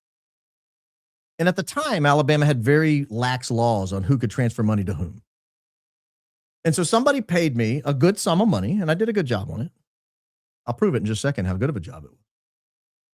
I did a good job on it, and I put together this research project. It took about 3 or 4 months of work all day, every day. It's the only thing I worked on for like 3 or 4 months. It produced maybe 15 to 20 binders, 3-ring, the big like 3 or 5 inch binders, whatever those are. It produced more than a dozen binders of paper. And what it did was it tracked what I thought was a pretty good job. And we admitted where we couldn't track the money any further, but for the most part, we were able to track millions of dollars moving through the political system in Alabama under very lax laws. And I turned that project over to my customer. I said, here you go. It's yours. I think that was 2011. A year and a half later, I get a call from the Attorney General's office in Alabama. And they wanted to talk to me. And I was like, sure. And it wasn't unusual. I had a lot of friends in that office. Some of my very closest friends worked in that office at the time. I think 3 or 4 people that I consider dear lifelong friends worked very closely in the Attorney General's office. And so I sure, I'll go talk to you. What do you want to talk about? Hey, come over. We'll tell you. I had nothing to hide. My law partner at the time was a member of the Alabama House of Representatives. It was a 2-man law firm. It was just the 2 of us. And so I didn't know if it had something to do with him. But I go in and there are my notebooks. You know, my 12 or 15 notebooks. I'm like, oh, I know what this is about. And the question essentially was, can you walk us through this? Step by step, how you put it together, where you found the information, what conclusions, what are you inferring versus what do you know as fact? And so I did. Over the course of 6 or 8 meetings, I was able to step them through step by step, everything that was in the notebooks. And then my job was kind of done. And went back to my life and, you know, didn't think much else about it. The short of it is, it ended up that the Speaker of the House in Alabama had companies that may have been the recipients of large quantities of this money. So it looked like he was, this is what it looked like. I'm not making an allegation, even though there was a criminal conviction in court about it. It looked like there was a tremendous quantity of information that was coming in, a tremendous quantity of money that was coming into the political process, raised in many instances by the Speaker of the House or people associated with him, that was going to candidates, but it was directed right back to the Speaker. And the question arose, is that legal? So they opened an investigation into it. The Attorney General's office did, to determine whether or not he'd broken any laws. Over the course of that investigation, they started uncovering other things that might have also been broken laws. And he was eventually indicted on, I think, 23 counts in what year was he indicted? 2014, maybe? He was indicted on, I think, 23 counts of ethics violations, money violations. I don't remember the exact names of the crimes he was charged with. This is the Speaker of the House in the state. And by that time, he hated me because he learned I was involved in the investigation, but my research kind of kicked it off. And so obviously he didn't like me. Well, when you're not liked by the Speaker of the House in a one-party state, and Alabama is a one-party state, it's only Republicans, your ability to do any kind of political consulting work is drastically reduced because the Speaker of the House controls all the money. And so the message went out to politicians in Alabama: if you hire Barron, we're not going to raise money for you, and we'll run somebody against you. We'll finance them well, and they'll beat you. And it dried up a lot of my income at that time. Well, while he was doing that, I still, on principle, wanted the investigation to continue because I don't like public corruption any more than anybody else does. So the investigation is ongoing. The Attorney General's office panels a grand jury, a special grand jury, and they meet over the course of several months, and people are coming and going, and this and that. And the Attorney General started calling me, asking me, not the Attorney General himself, but the number 2 guy, started calling me and saying, well, what do you know about this guy? What are you hearing on the street? I was like, well, people are saying this, people are saying that. Oh, okay. And so I was having these conversations with him, but I also, because I was not under any obligation not to talk to anybody, no one told me I couldn't say anything. I was just answering questions as they were asked to me. I would, mention the conversations to people I trusted and liked. Here's what they're talking about. Didn't think anything of it. They found out about it and were pissed that I was somehow endangering their investigation. So he calls me over, this number 2 guy at the Attorney General's office, calls me over to the county in which they're having their discussion. And the guy waylays me. I'm sitting there in the car and he just starts going after me. I mean, really bad. You better keep your mouth shut. If you say another word, I'll make your life a living hell. I'll destroy you in this state. You'll never work again. I will drag you in front of this grand jury and I will ruin your life, basically. Well, I don't like being threatened. The Speaker of the House threatened me, and it encouraged me to be more forthcoming with the Attorney General's office. Now the Attorney General has threatened me. It made me not particularly care for him much. So I did what I do. I started investigating him. And I found out that the small little group that was investigating the Speaker of the House was shipping almost $1 million, or maybe more than $1 million, to a small private law firm outside of Birmingham. And it struck me as very odd because here's basically the chief law enforcement officer in the state of Alabama. He has this tremendous quantity of lawyers on his staff. They're capable of writing briefs. They're capable of doing investigations. They have badges. They have guns. Why do they need to hire some outside law firm and give them $1 million? And it struck me as very weird. Then I start hearing the rumor that this guy may get fired. The number 2 guy, the chief, not chief deputy, whatever his name is. I don't want to say his name on air, but he was the chief of special prosecutions was his title. And I start hearing rumors he may get fired. And it dawned on me what he was doing, in my opinion.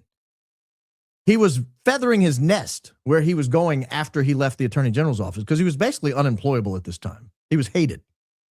Nobody wanted to hire this guy.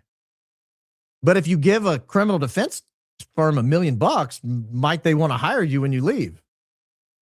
And I was friends with all the state political reporters. And so I tipped one of them off and I said, you should look into this payment. It's almost $1 million, and it went to a small criminal defense firm of like 4 lawyers. You should look into that. And she did. And she wrote an article about it. And he was pissed.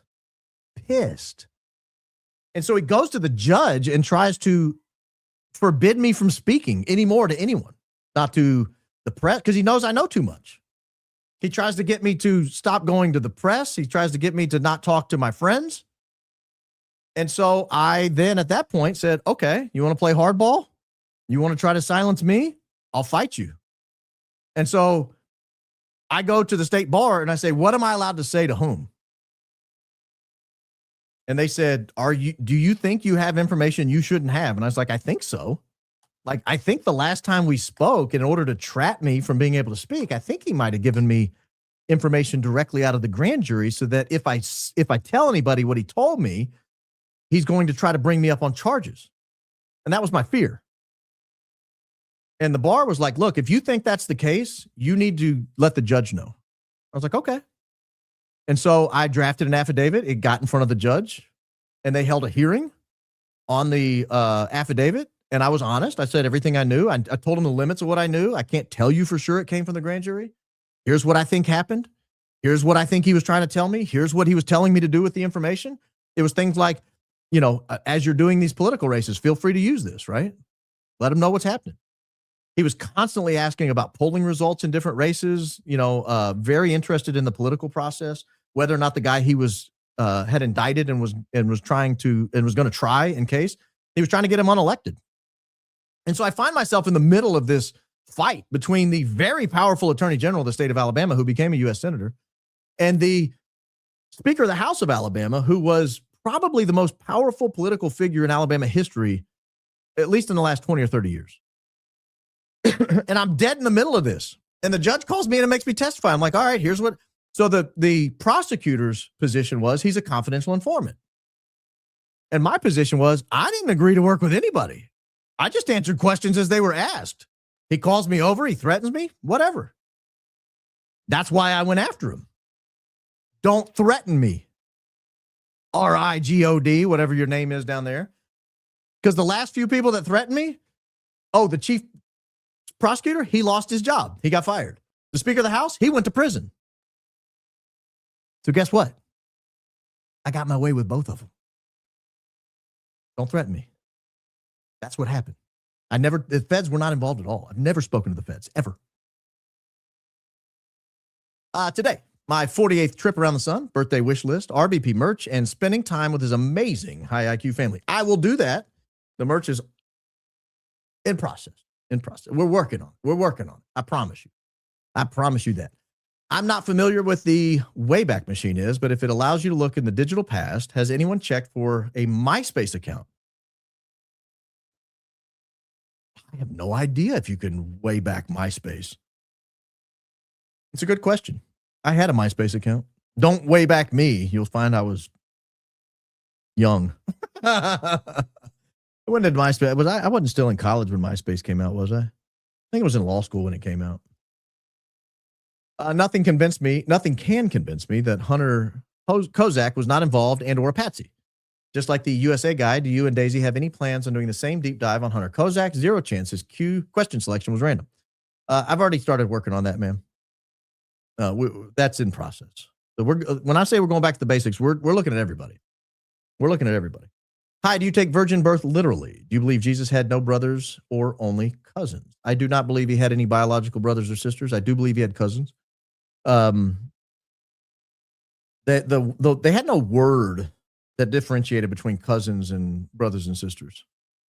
And if you recall, at the foot of the cross, again, I'm only answering this because I'm asked. I'm not trying to force you guys to believe it. I'm not telling you what you're supposed to believe. I'm not trying to say this is right theology and you guys are all wrong. I was asked what I believe and I'm telling you. But at the foot of the cross, as Jesus is dying, he gives his mother to John, the apostle. It indicates to me there probably weren't surviving siblings because behold your mother, right? So that's to me confirmation that was that Jesus was an only child. But look, you guys believe whatever you want. You're not going to hurt my feelings. If you tell me I'm wrong on that, I don't care. It doesn't impact me. So, but you asked me what my thought was, and I'll share it with you. Likes don't match views because we have to hit like on TV and our cell phone. I watched Baby Baron 10 years ago with Jack Galassini. Jesus loves you. You watched Fat Alcoholic Face Baron 10 years ago with Jack Galassini. Yeah. Jack's great, by the way. Jack, I think, was the original Ronald McDonald, if I'm not mistaken, or one of them. Either he was the original or one of the originals. Repping Louisiana in the opening. Love your work. Keep it up. This is for the Navy Blue Hoodie Fund, if you do not already currently own one. I do, but it's a hoodie I work out in. And I've worn it a few times on the show, but to me it doesn't come across well on the screen. It's pretty beat up. So I have several of the hoodies that I own I don't wear on camera because like today I did burpees, and I did it in a hoodie because I was cold in the gym. It was 32 outside when I was working out. And so I was working out in a hoodie. And however many times I did burpees, my chest hit the floor. That's not good on camera. You wore that on Dore. No, I didn't. It was a different one. This is the slightly purple one. The one I wore on Jimmy Dore was the Vatican City blue. No. I might have worn it the first time on Jimmy Dore. You might be right. I can't remember. I remember which one I wore the first time. You might be right. You are in this position for a reason. People are listening and learning. Thank you for your voice, wisdom, and openness. Christ is King. Go Max Baron. Christ is King indeed. I will do my best. Thank you, Jess, for that generous contribution. While trying to get the member show to play in my car on Friday, I tripped over the hose at the gas station and shattered my shoulder. I'm in need of prayers. I sure would appreciate it. Go Max. So now I'm in this awkward position where I feel somewhat responsible for this. Because it's like the analysis, a legal analysis of a civil case, but for my show being live at that time, you would not have tripped over the hose. So I feel bad. So I absolutely will pray Gaga a 5. I don't know what a Gaga is. Now, hopefully not Lady Gaga. But now I feel bad. But I probably feel better than you do because my shoulder's not shattered. I'm sorry that's happened to you. Hey, Baron, have you ever watched the James Files interviews? I have not. He said he was involved in the JFK assassination. Hard not to believe him after listening. Never changed the story. Fascinating. Maybe I did. I think Daisy sent me that not terribly long ago and asked me to listen to a section of it. I think she gave me a timestamp of 11 minutes or something to listen to. So maybe I did. I listened to something similar to that. Thank you. Baron, look into the CK video where right after he was banged and one security guy kneeling down to CK tosses a chair that goes through a chair table. The guy's legs fade to CGI hologram. No, not a CGI hologram. The chair just went around the table and it looked weird, but I've watched that tape 1,000 times. There was nothing that violated the rules of physics on that. So rest your head on that issue. We've got a lot of things we need to investigate. That's not among them. Trigger Smart is streaming Brandy live from Puerto Vallarta under cartel siege right now. Cartel leader El Mencho was murdered there today. Yes, we've heard she's fine. Guess who's also a member, Baron? Me. Mark, welcome to the club. And you welcome to the club as well. You guys are going to be... I always wonder when people get on the member page for the first time and they start hearing what we talk about. I'm sure they're like, why are y'all talking about the polls shifting? What's that have to do with Charlie Kirk? Different show over on the member side, ladies and gentlemen. I had a literal come to Jesus moment 2 nights ago. Went to confession and mass for the first time in 15 years. We're going back next week. I finally feel home. Thank you for talking about our faith. It helped me. It helped bring me back. I'm telling you guys, these churches are getting full. Something's happening out there. Holy Spirit, Christianity, the people of God, the heart of God. Something's happening out there. Churches are filling up. Don't stay home. Find one. Have you heard about, and congratulations, by the way. Have you heard about John Genagars in Isle of Vanel? I have not. Bill Clinton drove Boggs to the airport in Texas for his trip to Alaska. Is that true? I never heard that. I'm looking at it. You might be lying. Bill Clinton drove Hale Boggs to the airport. Is that true?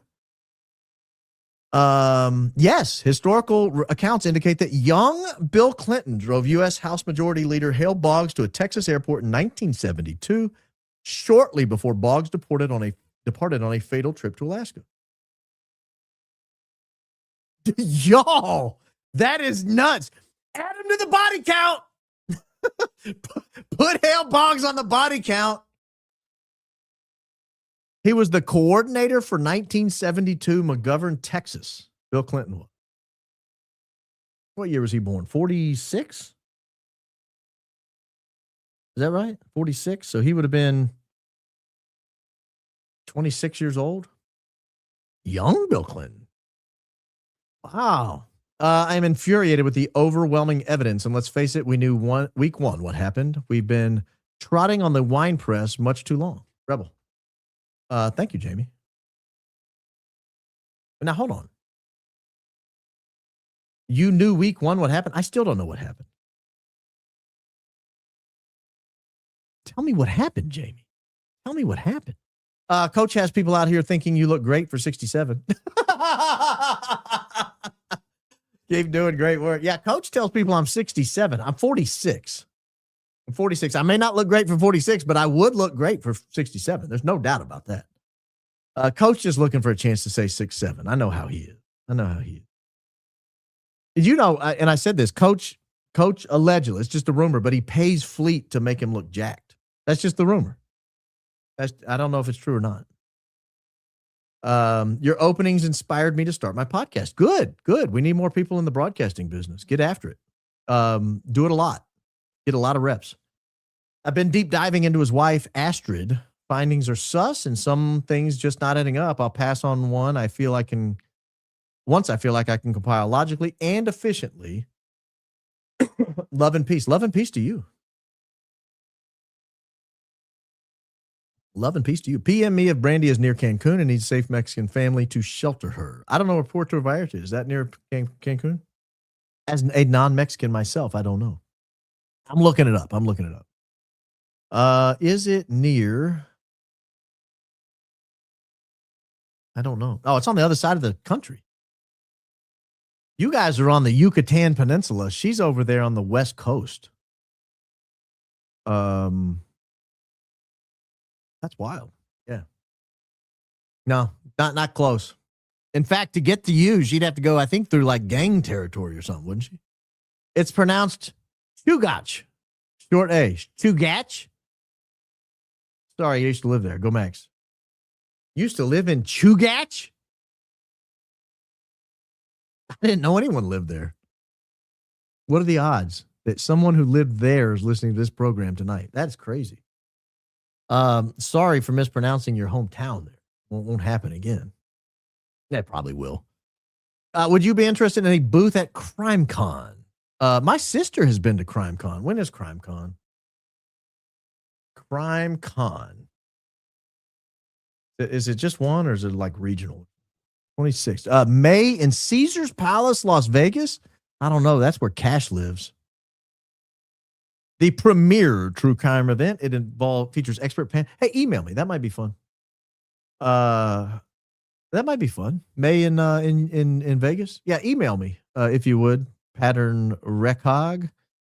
That's a good CrimeCon name. RealBaronPodcast@gmail.com. Put CrimeCon in the subject. I can assure you it will be open. Does this spousal protection cover conversations during the time prior to their marriage? I think so, as long as the conversations take place during their marriage. I think it covers the conversation. So if the girlfriend was unaware, they get married and then they have the conversation, as long as it's not planning a future event, I think they're covered. That's that. I'm not a Utah lawyer. I don't know all the case law and all the little nuances, but the way it's written, I think it's covered. The last opening over Titanic goes deeper. The Olympic, not the Titanic, actually sank. I've heard that, and I intentionally left that out of the opening because it would have muddied the water on what I was trying to get across. But I'm fascinated with that, by the way. J.P. Morgan avoided a big loss with the ship sinking accidentally. It's a suspicious switcheroo. Patria Patrick wrote a book about it. Cool name. Yeah, I've heard that happened. Have you seen the Zapruder Film Mystery on the E2 Films channel? I have not. Never even heard of that channel. Makes a compelling argument that the Zapruder film we see today is actually an altered copy. One of my favorite videos on YouTube. Is that where they're talking about the tree moving or missing or something? Like the base of the tree shorts out or something? I've seen that. I've seen that theory. I don't know that I've seen that particular film.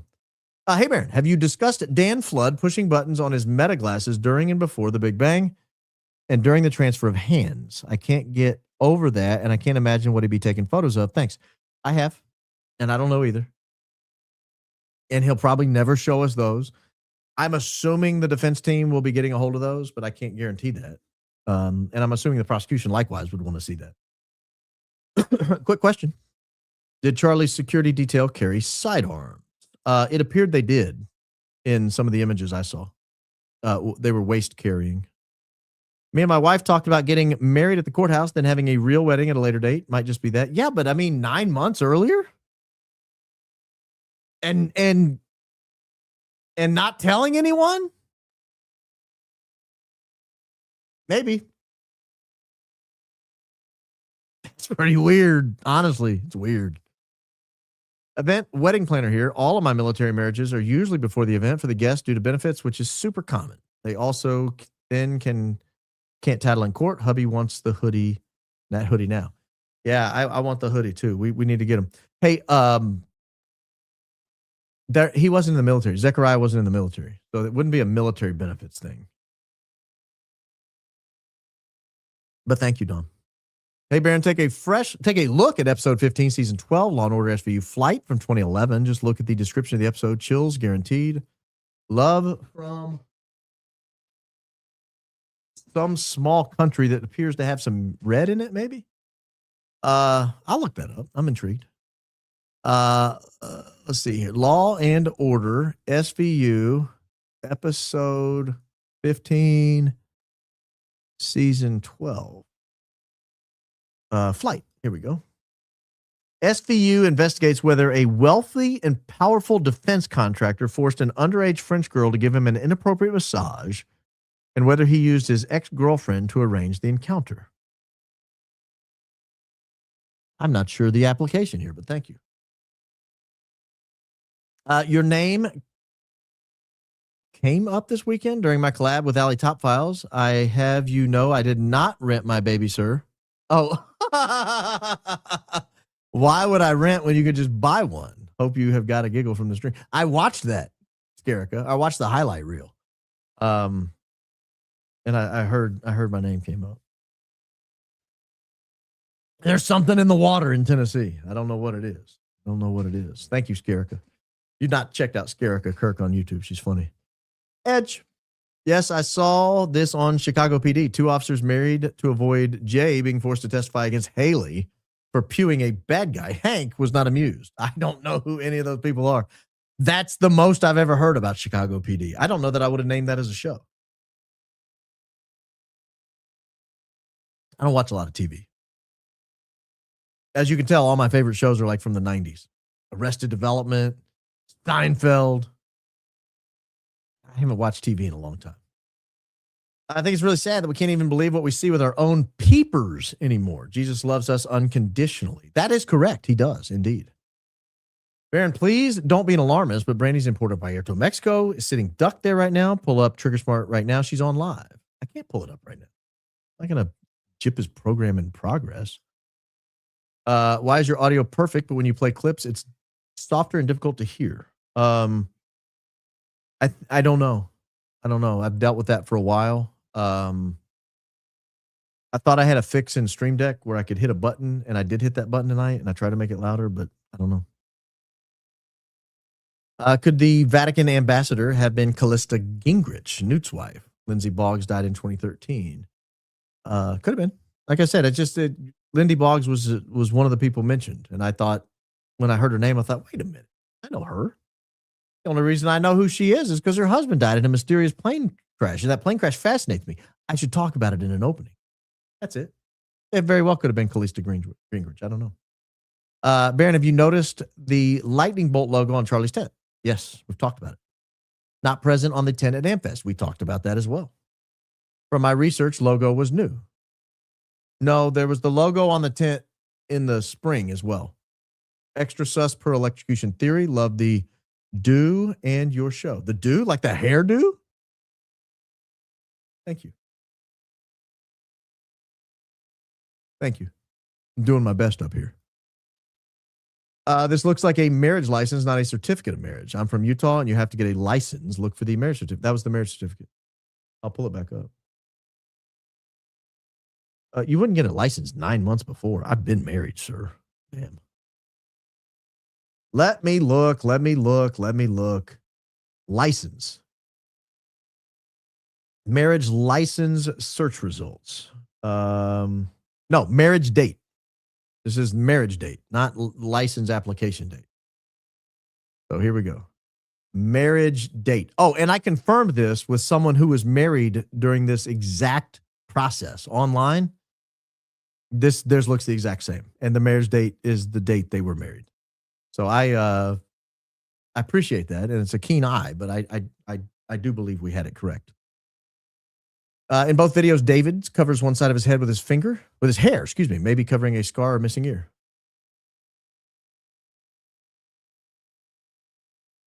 I'll look at it. Think we found a fellow wannabe actor from Erica Kirk's acting class. He's better than she is. Please give our 7-year-old daughter, Baylor, a shout out. RBP is our daily family show, and she now asks to replay episodes, fall asleep just like her daddy. Sorry I bore you so much, sir, that you fall asleep. I fell asleep during the Mike Huckabee Tucker Carlson podcast the other night. And then I went to Home Depot the next day, and I thought, oh, happy birthday, Baylor, by the way. But I went to Home Depot the next day, and I was like, you know what? I need to listen to that. So when I'm walking into Home Depot, I pull it up, put my headphones in, walking through the parking lot, and I'm like, I'll start at the beginning, but I'll probably, who knows how long I was listening. And the first minute or two, I was like, yeah, all this is familiar. And then about 2 minutes later, I was like, I don't remember hearing any of this. I must have fallen asleep within a minute or two of turning it on, because everything after about 90 seconds was brand new material. And so I listened to it, I guess, twice. Mike Huckabee's an embarrassment. He's an embarrassment of a human being. He's an embarrassment of a Christian.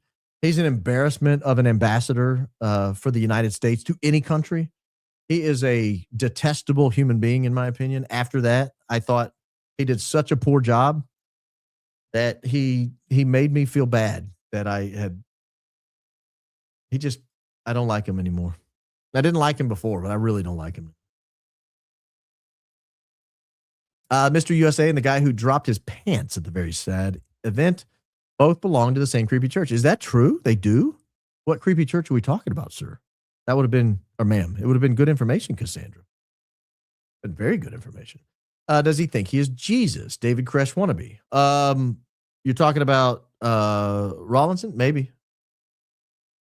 He did have kind of Messiah vibes, didn't he?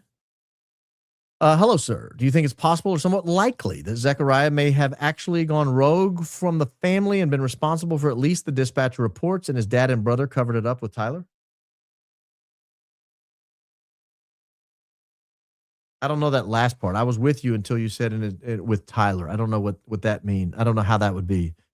I know he didn't cause any bangs. He was in the crowd. He's on video. I know where he was standing. Now, he was curiously looking away from Charlie Kirk when it happened. That's weird. And right before it happened, he sort of turns over his shoulder and looks back. But imagine Charlie Kirk is where Martin Luther King is back there, right here over my shoulder. He's standing this way, looking away from him. And then about 4 seconds before, he kind of does this and looks over. Thank you for that contribution, by the way. Hey, Baron, why has no one brought up the fact that Terrell was in the background of the EK video inside with glasses on? Seems off the AV guy would be there. Sus. So you're talking about the Zoom call that we have on video of Erica Kirk, and you could see him back there, but he's standing right next to the front door. I don't wear sunglasses, but a lot of people do. And if he's coming, I used to wear sunglasses. And if I would come and go from inside to outside more than once, I would just leave them on, because that way you don't have to take them off, put them on, take them off, put them on, take them off, put them on. Plus, when you're right inside, sometimes it's still bright. I've since learned that sunglasses can be harmful to your health. I've stopped wearing them. Was noticing the pics of Zachariah Qureshi. The pic where her hands are on the back of his head looks like two different nail treatments. Fingers look spliced on. Huh? Really?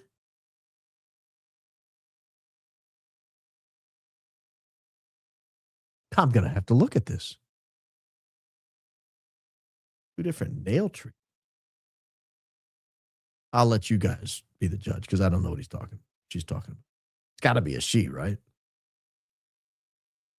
Two different nail treatments. Fingers are spliced on. I don't see that. I don't know. Got them babies filed down to a point, though, right? Kind of looks like a cat. Yeah. a little concerned by that, for being honest. I don't want anyone coming at me with those things. When David's brothers, were David's brothers the security team? Does he have the Brotherhood team as explained by Brian Harple? I don't know. The more we get into that day, the weirder it gets. Yes. Now we're cooking with grease. That's exactly what we're getting at. Did a Google trend search during your thing on Zachariah? He popped up in Philly in June. I emailed you a screenshot. Now it's scrubbed. Spoke about it on my channel, America First FTR. Shameless plug. Gave you credit. No, thank you. I did not see that, and I've looked at it, and I'm telling you, they've ruined Google Trends. It's obvious there was something to it, or they wouldn't have changed the algorithm. They wouldn't have changed the results. They've changed them. It used to be daily, unless you went more than a year, and then it was only weekly, and you could really get some good intel. Now they've mushed it out. It's a worthless tool. How dare you slander Mikey McCoy? He walked away for our sins. He walked away for something. No, he sashayed. He didn't walk. He sashayed. He did this as he was leaving. I can't even do it as gay as he does. Girl at McDonald's wanting to be interviewed that is mentioned in dispatch recordings. Same girl possibly seen helping TR. Is M. McDee's near the cemetery? I don't know where McDee's is. I wouldn't think that anyone helping him would want to be interviewed. I don't know. Is it just me, or does it seem like Mikey thought he would be taking the helm, yet he's all but disappeared? Where's Mikey? I think he got fooled. Got fooled by EK. Yeah, at first he came out and they were like, Mikey for president. Like, you remember Frank Turk saying that? I think Mikey's going to be president one day. That didn't work out. He didn't make it. Mikey's phone call could have been completely innocent. Maybe he was just ordering a pizza. If you catch my drift. Ooh. The old pizza reference. Zane Qureshi, check him out. He is Special Forces. We talked about that on Wednesday's show. 19th. Can parachute. We talked about it today, too. Like at the opening. Can parachute. Great jumper. Black t-shirt from DVA. Donate. They mail it to you. Looks like Tyler Robinson at Dairy Queen. Yeah, we talked about all that. So thank you. I didn't know about the black t-shirt. You can get mailed, but we did talk about all that. Got caught up reading Rome Sweet Home, missed the first 45 minutes, and I'm completely lost heading back to the beginning of the show. Well, you'll have a good time. Don't be too lost. And that's a great book. It appears to me he might be using AI. You should try reverse searching his text as well. Tyler from Florida, 3 years sober. This podcast is my daily driver. B to the power of it. Don't say that. That might be some kind of code. That's kind of that to the power of X stuff scares me after his ramblings. I'm not sure what he's writing in those things. That's kind of scary business right there. But thank you. And congrats on 3 years sober. I guarantee you feel better. Regarding the Qureshi wedding. If he is foreign, he's not. Zoom could be with family overseas, or what you deduced. If LDS, second could be temple wedding, sealing, just musing. I don't know anything about all that second part. He's not foreign. He's from America.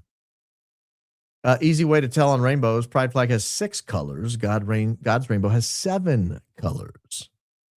You showed only had 6 colors, so definitely pride flag. So you're telling me new things every day. Now, I didn't know they changed the pride flag. I wasn't consulted on the change of the pride flag, but they added, in addition to alternative lifestyles, they added like skin colors on there, which I thought was a little weird, especially since your humble host got left out. Everybody else on earth got in there, but not straight white males. We're the only people out off the flag. Everybody else is on it.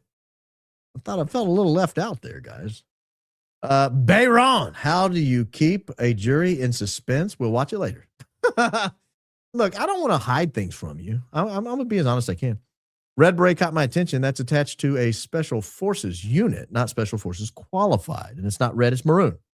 Like the shirts that Candace Owens picked up on. Ooh, now I did not know that.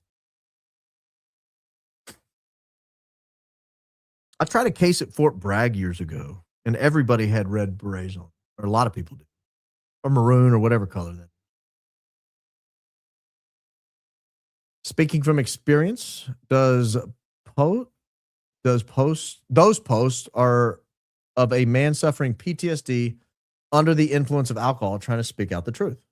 I know, as I was an alcoholic, 2 years sober now, suffered, but my posts on social media were same. Oh, duly noted. And congrats on your sobriety. Thank you for the L-Bucks. 88M identifies as motor transport operator. Identifies as. In other words, might not be one. Might be something else. I haven't forgotten about you grumblers. Event wedding planner here. All of my military marriages are usually before the event. Guests due to, wait. Dom? Did you say the same thing on both channels? Did you forget you already said it on Grumble? And then you said it again? For some unknown reason? David was originally a leader of the tribe of Judah, who became the first king of the United Kingdom of Philly. Jordan is right next to Philly. Both Zachariah and wife went to school. I don't know that I'm following you. Much love, Baron. If this is all valid, aren't you afraid they will target you and your family? I'm nervous for you. I'm not. Maybe I should be. We take precautions, obviously, to stay safe, but all I'm doing is talking about stuff that's public, right? I mean, this stuff's all available publicly. So if they're going to target me, they need to target Facebook, target the Utah wedding things. They need to target the radio dispatch people. Like, so taking me out does nothing. It's still there. 88M was a motor equipment operator. When I was in the where the guys who drove the big truck, usually diesel, gas, and food shipment. Love what you're doing. Go Max. God loves you. God loves you too. Okay, so that you're saying his MOS was driving big stuff. Qureshi marriage, fairly common to get married for tax purposes towards the end of the year, but especially after massive government contract. Now, he didn't get the government contracts. His dad got the government contract. So he would not have any kind of, and the tax benefit's minuscule. I mean, if there's any real money, the tax benefit's negligible. Don't get married for the tax benefit. Get married for the spiritual benefit. The commitment. Bart is Terrell's cousin, according to Google. Oh, clip that. Really? Duly noted. Hi, Baron. Can you please say hi to my husband, Friedrich? Hi, Friedrich. That reminds me of one of my favorite movies. Oh gosh, I can't even think of the name of it. Gene Wilder, and he's Dr. Frankenstein. What is the name of it? Oh, Young Frankenstein. No, not Young Frankenstein. Anyway, whatever it was. There was a Friedrich in there. Hi. So he wore a wig for the UVU event, intentionally altering his appearance for what reason? His hair couldn't have grown that much. I think he has long hair. I could be wrong. Didn't you say Erica's mom had rank and was an independent contractor? She is an independent contractor. She was wearing a rank insignia. It caused much confusion on the program. And a lot of people very insistent that I had identified the wrong rank, and that's okay. I love being corrected. But I don't know. I don't know whether she served. And she doesn't publicly admit to it, obviously. First confession this weekend after 10 years. Feels great to be back in full communion with the church. Keep digging and stay safe. But without actual change, where do we go from here? Well, a couple things. One is this is the first really full bore crowdsourced decentralized investigation that I recall.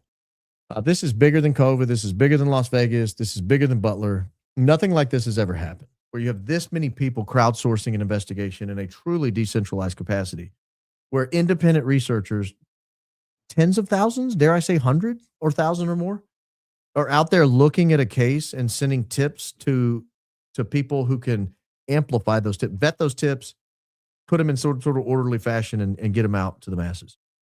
So I've never seen this before. And where we go from here is this is a new pattern. They're not going to get away with this again.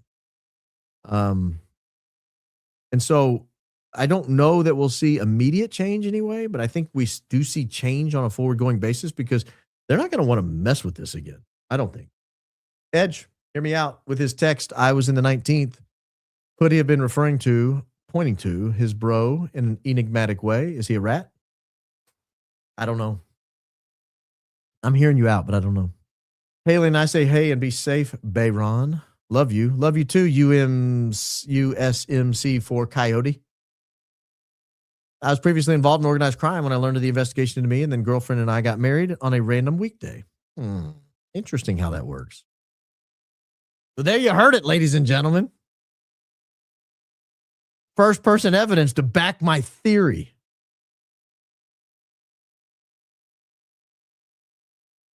I too got married on a random weekday, but not because I was under investigation. I was 21 years old.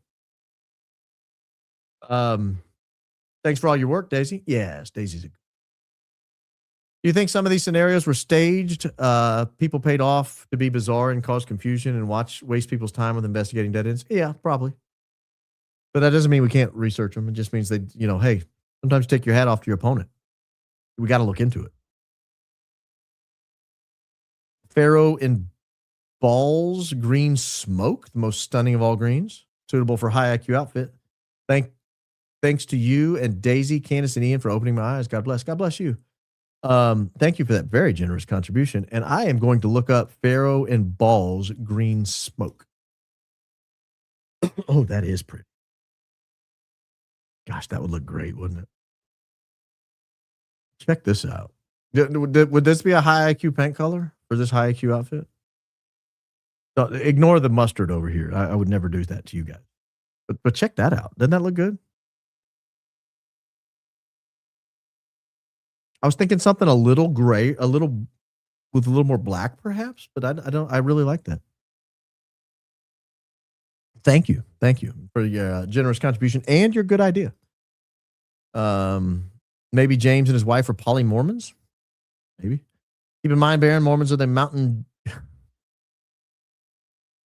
I don't even know what that means. Suggested new merch slogan: a whole lot of Farnsworth and going on around here. There are a lot of them. But Baron, my wife and I have never sent a super chat or sent payment to a YouTube creator, but you and others are doing important work. Thank you, Casey Williams.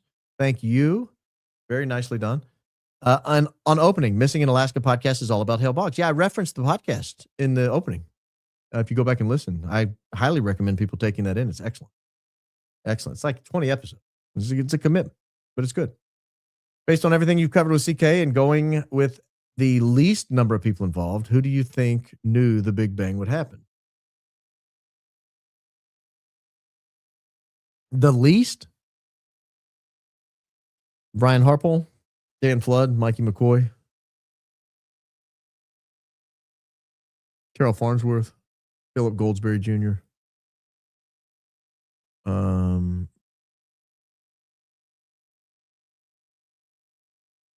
That would be the least that I could think of. If I have a next tier on top of that, it's going to include everybody who got in the car, Rick Cutler and others, who got in the SUV with Charlie. That's at the scene. Now, obviously, behind the scenes, you've got Erica Kirk, and others. But it's just opinion. I don't know. That's just opinion. You should reach out to Nate to find out that dude's military record. He says he's got the connections. I'm sure he'd like to help with that. Stay safe. But Baron, good Rick. I could do that. I got Nate's number. I don't know if Nate wants to get involved in that one. I don't know. I could ask. I take what I said back a little. Please proceed with caution. If you get the same feeling as you got looking into President shooting, it's okay to hold way back. Bless you and your family. Yeah, I don't get that same feeling. But something weird happened with that dude. With the Rawlinson guy. The only one that isn't to blame is on trial for his life right now. Sad to put that boy's life at stake. I don't know. I think he may have had some involvement. I don't think he was there by mistake. Government, military, and connections with our best friends. Government scrub. Seriously, us mental health and stuff beyond. and mental health stuff beyond weird. Yeah. If Terrell Farnsworth knows James, would be insane. Yes. Did you watch Ross Douthat interview with Andrew Colvett done December 11th? Andrew talks about what he did before and after the Big Bang. Great timeline check. No, this is great information. Let me take a quick picture. Let me get in here close. That's a really good piece of information there. I was not familiar with that. To the post with the LDS slurs. Sure, you have free speech. Just keep in mind the times we are in, and statements such as yours are what instigates churches being burned and lives lost. Are you okay with that? Not cool. Yeah, we don't need to slur churches or anybody. I mean, that's not who we are. That's not what we do here. I love you, but where has Candace been? She said last week she was going to be out working on a story. So I'm assuming she'll be back tomorrow, but I don't know. David communicates like he's guarding a secret treasure, and Clarity would give it away. He's out here auditioning for the Riddler, while the rest of us just want a normal sentence. Christ is king. More on that later. Is David James' wife Philadelphian? David could have been adopted. In my state, someone adopted can change their whole name. Well, if he was, he would have been adopted very late in life, like in his 20s, and it happens. Wouldn't be the first person on earth that got adopted that late in life, but I don't think so. But I don't know. I don't think his wife is either. I think she might be Hispanic of some sort. Rawlinson guy seems like he was involved, and those who hired him didn't hold up their end of the bargain. Ooh. That's an interesting thought. Between our office and the other public defense office, there have been 3 acquittals for murder in 2 months because of bad investigators and clear evidence pointing to someone else. Wow. Well, how about that? Did I see Wolves in Finance video today? I did not. Do you think he's correct what he says happening in Iran right now? I haven't seen it. If no, who do you think is unaliving protesters? I haven't seen it, so I can't comment on that. I honestly don't know what he said. I will watch it. I like his stuff. Love your show, even being stranded away from home due to cartel war going on in Jalisco. Found time to check in and enjoy my Sunday evening with your jury. Well, be safe, Dana, Dara. Be safe. I'm not sure I'd be vacationing in Mexico right now. But I'm old school. I like to breathe. Baron, thank you and Daisy for all your hard work. The world seems like a scarier place these days, but folks like you shedding light on the details gives me hope that the truth will be known in the end. Be well. I hope so. Thank you. Just sent you a please read email with crazy search find. Google Trends has been tweaked, I think. Incognito window and shorter custom date ranges helps. Christ is king. Keep up the good work. Yeah, they've screwed up Google Trends on purpose. I'm confident it's on purpose. Hey, Baron, is there a chance the majority of the crowd were military and or paid, signed to NDAs? Everyone thinks you need fewer people for a cover-up, but maybe it's the majority of the event. Yeah, I had this conversation with somebody the other day. Who was I having it with? Gosh, I can't remember. About just how many people could keep something quiet if you segregated it out. And I mean, the reality is you could be hundreds of thousands. I don't think there were hundreds of thousands of people in here, but you could really keep something quiet and people might not even know they worked on it at all if you just segregated it out. Love the opening statements. I always learn something and always trying to guess how you're going to tie it into the big pick. Thank you for your responsible sharing. And Daisy rocks. You're welcome. And you're correct. River of Doubt is on Spotify. Super cool story. Yes, it's a dope book. Ooh, I love it. Love it. Do Rio de Dubida. Great book. Soldiers are being activated here. 2 nephews have been. Pray for everyone, especially our soldiers. I was watching the ADSB earlier. To pull it back up. I had to restart my computer right before the show, and I did not pull it back up. But I've had it running for weeks now, watching overseas. Watching military transport in and out. I mean, there's just a steady line of U.S. C-17s going over there. Still a steady line right now. U.S. military C-17, U.S. military C-17, U.S. military C-17, U.S. military C-17, U.S. military C-17. I mean, just over and over and over. All of these are in Europe heading that way or leaving from that way. U.S. military C-17, U.S. military C-17. It's crazy. Crazy how many there. Saudi has a C-130 up right now. There's something happening, guys. Something happening. I wondered to what extent they were waiting on the Olympics to get over. Gosh, I hope nothing happens. Baron, bro, keep up God's work, dude. My wife and I always watch your live. Keep it on. Keep it on going, bro. God is with you and your family all the way from Sia.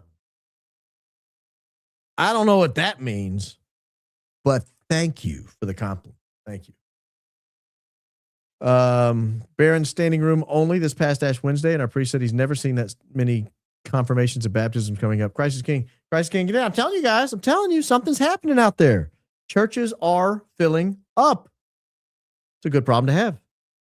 Shout out to the medical professionals making sure Mr. Barron isn't on any ACE inhibitors with that subtle cough. No PTO approved. It's been denied by Bianca. I'm not on ACE inhibitors. I'm not on any daily medication outside of a single asthma medication. And it keeps me going. Keeps me going. So yeah, I'm good, guys. I'm good. I just cough. I remember an interview with Frank Turk saying something about him getting in the car, but it was so crowded they couldn't shut the door. I'll see if I can find it. I've seen it. You don't need to find it. When you were so excited about Google Trends going mainstream, I was burned because I knew it was over. However, with people like Ian out there, hopefully someone will create it and make it even better. Get settled in. Sister is settled in. She's doing a great job. The problem with losing access to Google Trends is we have to have their database. What Google Trends was a sampling of all the searches they had. And the secret sauce was we didn't know it was a 1%, 5%, 10%, 50%, 80%. We don't know what the sample count was or what the mix was, but it was a sample of real searches. You can't recreate that unless you have access to their database. So I don't know. I think they've stopped us. I think the FBI probably went and thought, you guys out of your mind? Do you know what Baron Coleman and now Megyn Kelly and Fox News are doing with this? Are you out of your mind letting people have access to this information? You know what they're doing to us? Imagine paying $5 just to be hateful and proven wrong. We love you, Baron. Keep going, Max. We trust you always. I don't mind people asking me. I mean, the hateful part was irritating, but I'm an open book. You want to ask me a question about something? I mean, honestly, if you're going to attack me, that's pretty easy one to defend. I've got worse things in my life. Keep digging. We're happy to discuss those when they come up.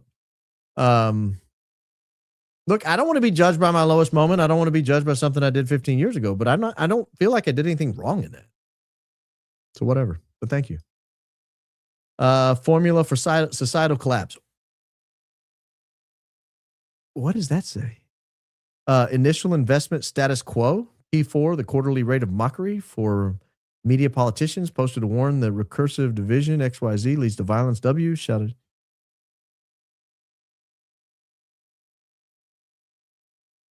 Oh, my brain is leaking out of my ear. There we go. Thank you for that generous contribution and very long math problem. I don't know how to handle that. Look, I only got to calculus 2, and I got a B. So, thank you for that. When you were so excited, the answer. My first super, the defense gets any info from you. Would that make you part of the gag order and restrict you from further reporting? Would be devastating. Well, I would have to check that out. That's a good question. I wouldn't think so. Because it applied to lawyers and witnesses. I would be neither. That's like saying it gags Dairy Queen because they ate at Dairy Queen one day. I don't know. I don't think so. Did I get did you get my email, really? Oh, just kidding. We all appreciate your talent on loan from God. I am not El Rushbo. He was one of a kind, but thank you for that. Thank you for that. That made me smile because I loved his little Rushisms. That made me happy.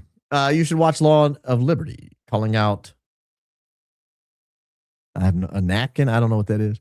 Current leaders for what truly is, and calling all U.S. pastors to really look past the theology. I can guess what that is. Now, is that our greatest allies flag? I'm pretty confident I'm right on the theology, and Mike Huckabee's wrong.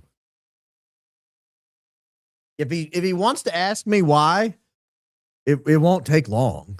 Tucker did an okay job with the theology, but I think it's much easier than he explained it. Baron, LDS churches have genealogy centers. They will help you do searches for family records. Maybe you could use genealogy records to find out the Farnsworth family tree.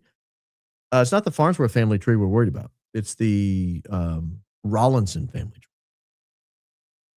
And I'm aware of that. And I don't want to give you all of our secrets, but thank you for that suggestion. Another snowstorm in Jersey, but I'm staying warm and cozy. Watching Baron. Happy Sunday. Adriana, is it really snowing up there? Let me look. It was cold here today. It was nice the last few days. It was beautiful. I don't see any snow, Adrian. Are you lying to us again? Oh, no, I see the snow now. It just didn't pop up yet. Man, you are inundated. Look at that. It's just white all back there. That's all. That's the snow in New Jersey. You guys are getting pounded. Wow. You should move further south. You don't deal with that often. Thank you, though. And stay warm. Consider nebulizing DMSO for your asthma, good sir. We're blessed to have you and appreciate all you do. Your best is enough. So interesting thing about DMSO, and this is not medical advice. I know nothing about it. When I was in law school, I wore glasses because I read so much. My eyes just sucked. And I had to wear glasses to see distance. Not they weren't super strong, but they were just enough that it corrected the distant vision. And then I got a sinus infection, and someone said you should take DMSO for your sinus infection. So I get some DMSO, order it, I don't know, from some medical supply company. Put a little on a Q-tip. I don't know what I'm doing with it. I just put it in both nostrils, big suck in. I might have ruined my life. I don't know. I wasn't sure. It's a solvent. Apparently, it can dissolve any substance near it. But if I do this, I'll be doggone if I didn't have to wear glasses. I didn't think anything else about it. I never wore glasses again. Did that for a few days, and then my eyes were healed. Then I get online here recently. It's been coming out that DMSO is being used to cure macular degeneration, glaucoma, blindness, all kinds of issues. I don't know how they use it. I don't know if they're putting it in their eyes. I don't recommend eye dropping it because it's kind of a solvent. I don't know if they're putting it in their sinuses, rubbing it around their. I don't know how they're using it. But I've been reading this, and it's the first time it clicked that, wait a minute, about the time I did that is when I stopped having to wear glasses. I just attributed it to I was no longer in law school, and I was no longer reading all day, every day. So, in law school, you read for like 8 hours a day, and I thought it just wore my eyes out. I don't know if that's connected or not. I don't know if that would heal my lungs. I'll look into it. Thank you. Greatest story, the truth is easy and does prevail. Christ is king indeed. Thank you. Have you got any tips on the hats that were tossed to the crowd after the Big Bang? I have not. That was a dead end. Baron, will Tyler Robinson be safe after you exonerate him? I don't think I'll exonerate him. Because what else was he doing there? He was doing something. He thought he was involved. I think he thought he was involved. I can't think of anything else he'd have been doing there. I mean, unless somebody just said, hey, why don't you just drive around campus a couple of times and then drive over to the Dairy Queen? So I don't know. I don't think he'll be exonerated. He may not be charged with pulling the boom switch, but I don't think he'll be exonerated. Thank you for explanation and shutting that fake down. He was a cell because you're getting too close. Jesus loves you. Jesus loves you. Again, I don't mind answering questions. I really have nothing to hide. Like, I'll tell you what. I don't think I'm betraying a close. Let me think give me 10 seconds to think about this. If I should tell the story or not. I think I'm going to. Yeah, I think I'm fine. So one of the times I was talking to Candace, I asked her about these types of attacks. How do you deal with this when they dredge something up from 10, 20, 50, 15, 20 years ago? What do you do? Like, how do you handle it? Because I know she's handled this a lot longer than I have. And she said, face it head on. Face it head on. Just every time it comes up, be happy to explain it. Hey, I've already explained that. Here's where I explained it. She said, I finally just put it in a book. And every time it comes up, I say, hey, I wrote a book on it. It's chapter 1. Go read it. But here's what happened. I thought it was great advice. She said, don't hide from yourself. That's your story. It's part of who you are. Like, fine. Just spit it out. And so that's kind of been my approach ever since that day is I don't mind handling this, but yeah, the people who don't like what we're doing here have taken to that one old story from 2012 to 2014. So what are we talking? 12 to 14 years ago. And think it's somehow something I'm scared of. I'm not. I know exactly what happened. I know exactly what I did. I've got all the legal filings. I'm not remotely scared of that story. Baron, you don't own a single soul in explanation. Spending money to be rude is crazy work. Stay honest, go Max. Oh, I will say this.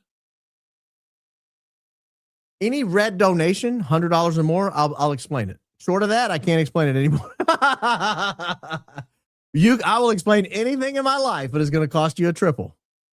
No more singles and doubles and getting explanations. I'm going to say, hey, you gave me 95 more. We'll talk about it. No, I won't do that. I'll talk about it. I don't care. But thank you. Yes, it's true. Milwaukee loves you. I had no idea. Huge in the Balkans? Huge in Brewer City?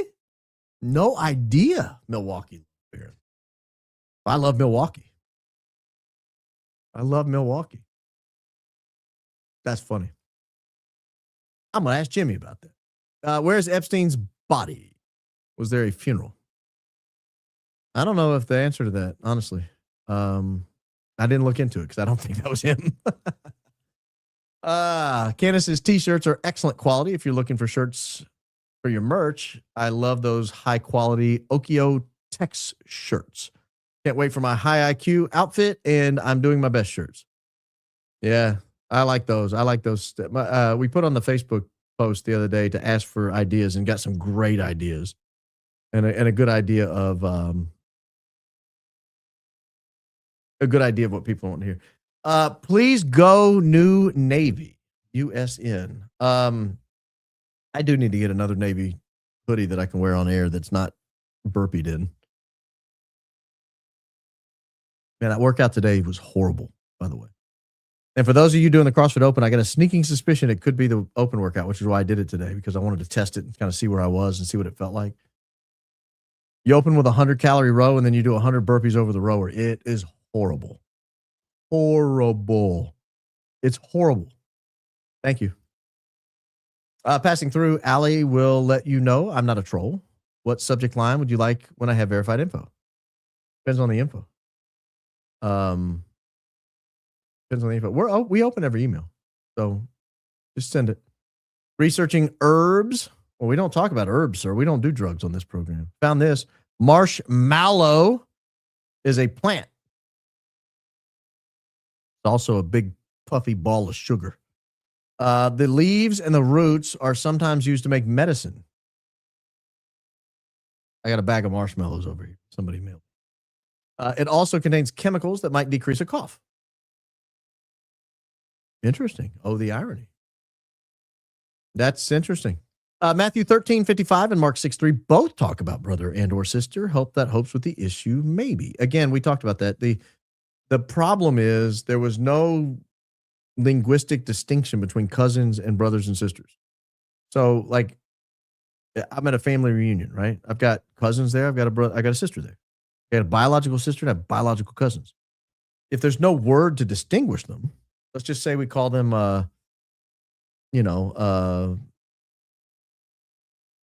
say we call them all brother.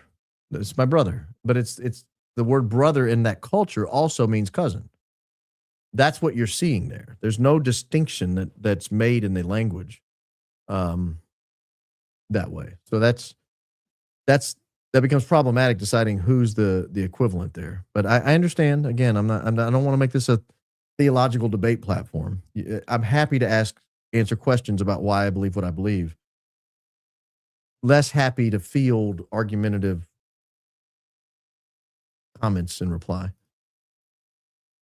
What is the name of the Bible you found in Half Price Books? Thank you for all you share, religion, history, Charlie Kirk Murder. It's great, by the way. I've been reading it. The Ignatius Catholic Study Bible, New Testament, Second Catholic Edition, RSV. If you, it's just fantastic. It's a great Bible. It's got tons and tons of notes and explanations, history, maps. It's just great. I've really enjoyed it. I love the Gospel of John, my favorite. And so, when evaluating material, I always go to John. Like I have the Gospel of John Navarre study Bible or study guide or whatever it's called, commentary, is on my nightstand. I love John. If I could only read one book of the Bible for the rest of my life, it would be the Gospel of John. It speaks to me. The way he talks, the way he writes, the descriptions of things, his sense of humor. It all comes through the text. It's beautiful, poetic.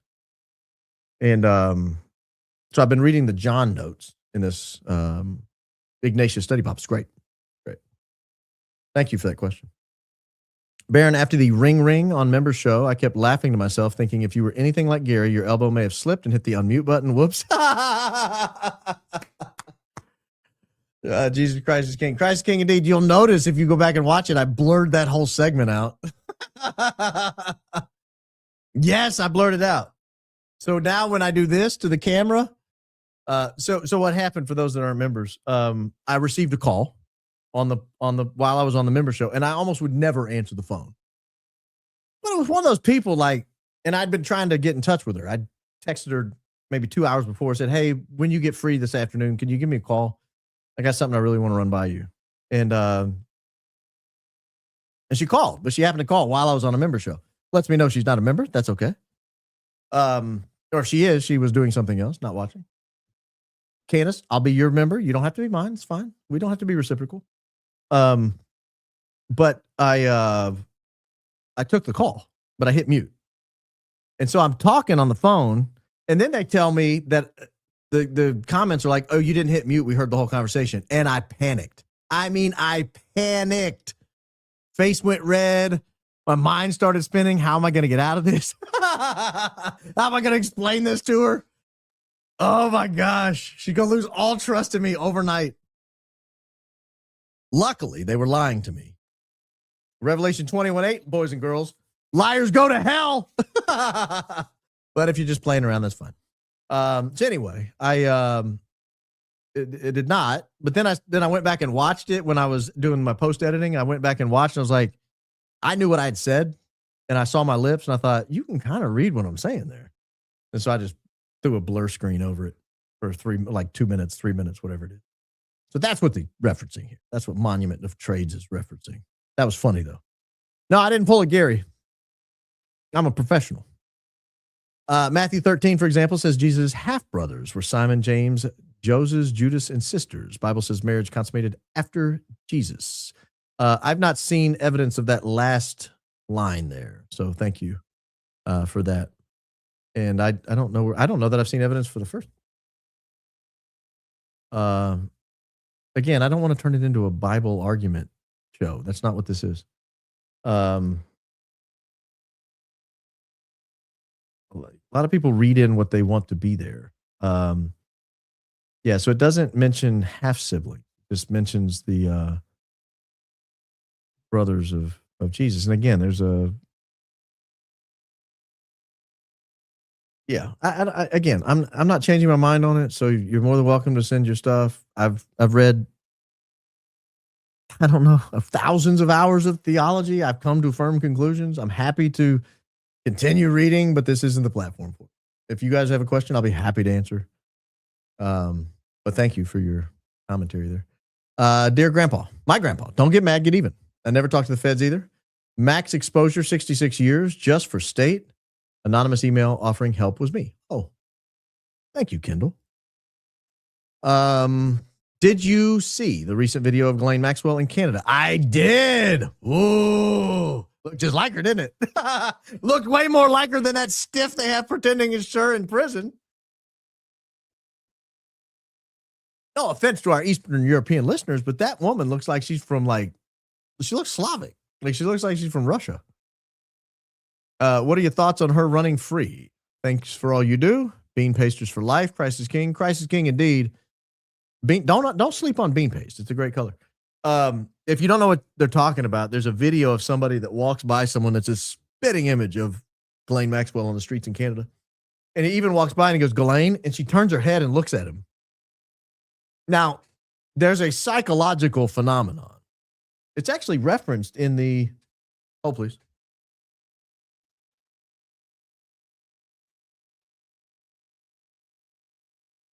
It's actually referenced in one of the greatest books ever written, How to Win Friends and Influence People by Dale Carnegie. It's that everybody's favorite word is their own first name. Everybody's favorite word is their own first name. Meaning, there's no word you react to like your first name. So if I ever, and I'll give you an example of it. At work, I went by George, my real first name. I never really gone by George outside of work. But if somebody said Barron, I would immediately turn my head. Sometimes people said George and I didn't answer. Your first name is your identity. It's what you've been called your whole life. It's nearly impossible to hear your first name and not make a move. He's walking by a random woman on the street. He notices she looks a lot like Ghislaine Maxwell. And he goes, Ghislaine? And she looks up. And he goes, oh, are you Ghislaine Maxwell? She's like, no, I'm not Ghislaine Maxwell. What's even creepier is the guy with her looks like a dead ringer for her brother. So that's a weird story going on there. I don't know what it is, but the lady that's prancing around as her in prison does not appear to be her. Does not appear to be her. So yes, I saw it. Christ is king indeed. So I used YouTube for Sleep to Cello. The missus got sick of it, 10 minutes and shut it off. You got to use wired earbuds, brother. And I still had the most vivid dreams all night. You teach us so much. I got off statin thanks to your channel. Christ is king. Thank you, Barron.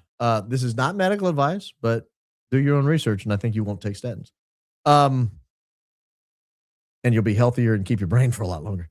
The cello, for I don't know what it is, but when you fall asleep to cello music, your dreams are crazy. At least mine are. I mean, vivid stuff you remember, conversations with the Almighty. It's nuts. It's nuts. I'm glad you had that. That's great. Yeah, do it with wired earbuds like these. See how these are, and then you roll on your side, and they don't hurt you. Well, these might not work. I have some other ones that work really well. I don't know what brand those are. These are a little pricey, but these are great earbuds. Fleet is a girl per coach. Yes. I learned that. I feel terrible. Misgendering. Cash in the Team USA locker room, crushing beers. He's really doing everything but finding out who actually neutralizes good friends he can. I didn't see that. Did he really? Gosh. Putting my reps, mods are goats. Christ is king. Christ is king indeed. Mods are goats. Wow. Someone out here gifting 10 memberships. You guys are in for a treat, whoever those landed on. Holy mackerel. You guys are in for a treat. We talk wild stuff in the members chat. Baron, lead projectile, very unlikely. Puffy shirt, most likely. This means Charlie was in on it. Let's turn our investigation to why he was complicit. Well, I don't know that. I mean, you could have wired anything under that shirt without him knowing, especially if they told him they were doing something new that day. I don't know that he necessarily was complicit. I don't think that necessarily follows. Worried that if all of us useless feeders keep uncovering truth and pointing out Fed slop, they're going to take away the internet privileges. They're taking away Google Trends. Gaga's what my grandbabies call me. Thank you for the prayers. I'm going to be granddad, by the way, when I have one. My dad was a granddad. His dad was a granddad. His dad was a granddad. I'm going to be granddad. It's distinguished. Distinguished. Sent you an email tip regarding Cabot Photo. Haven't heard anyone else speak about what he purchased. Would love to know your thoughts. Godspeed. Were you the one that emailed me and said that no self-respecting gender reveal party would only have 6 cupcakes and 4 balloons? Because if so, you're just trashing him for being poor. And that's not right. We don't do that here. And I don't think he's poor. I have no idea what he makes, but his dad's really connected. and I'm sure he does well for himself. But that's funny. If that was you, that was funny. I got a kick out of it anyway. I'm on the wait list for your autobiography. Are you looking at exploitation of autism angle with Tyler, David, etc.? Can email if info if helpful relevant. I'm not. I hadn't heard anything about it. Please do. Baron has teeth. Yes. I got some choppers. In the first Fleet video with Coach, I did not have choppers.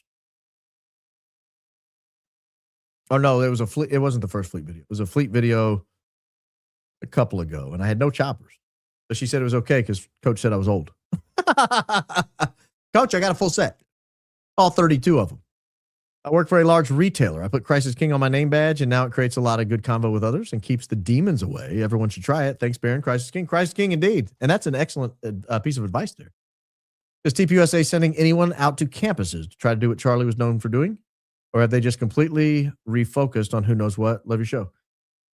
I don't think they are. I don't think they have anybody capable of doing it. I don't know that he was capable of doing it when he first started. You go back and watch some of those old ones; they're pretty rough. I mean, he really came into his own over time. But I think TPUSA was tired of the campus events that had run their course. They were expensive to put on. They didn't generate a lot of revenue, if any. And I think the people back at headquarters were tired of that. Speaking of headquarters, if you've not seen Fleet's series headquarters, it's worth the price of admission. It's $0. I would pay a monthly membership fee if she put those behind a paywall because they're that good. I think there's like 6 or 7 episodes in, and they're amazing. Stacey Sheridan as a wine mom is a great character. Erica Kirk with her glitter is phenomenal. Mikey McCoy's sashaying hips. It's all just so good. It's all so good. Baron, you may have been asked, but what you think about the Chicago Bears coming to Indiana? Kind of sad. Have they made that decision? It's going to be in the Chicagoland area, though. It's like the river region. I mean, it's the Chicago region up there, right? I don't have a thought on it. I lived in Alaska. Sorry. There's nothing wrong with living in Alaska. It's a beautiful place. There's a lot of mafia up there, but it's a beautiful place. I predict Tyler Robinson will never go to trial, end up taking a plea deal. That's kind of my fear.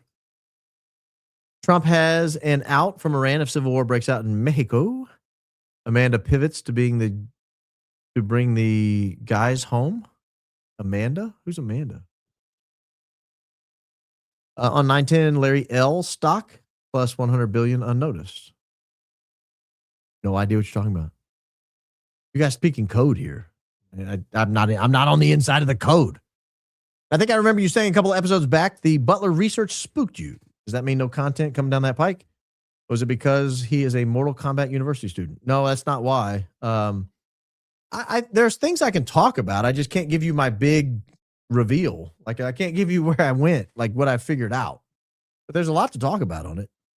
Baron's big in Milwaukee. Yes, apparently. I had no idea. No idea.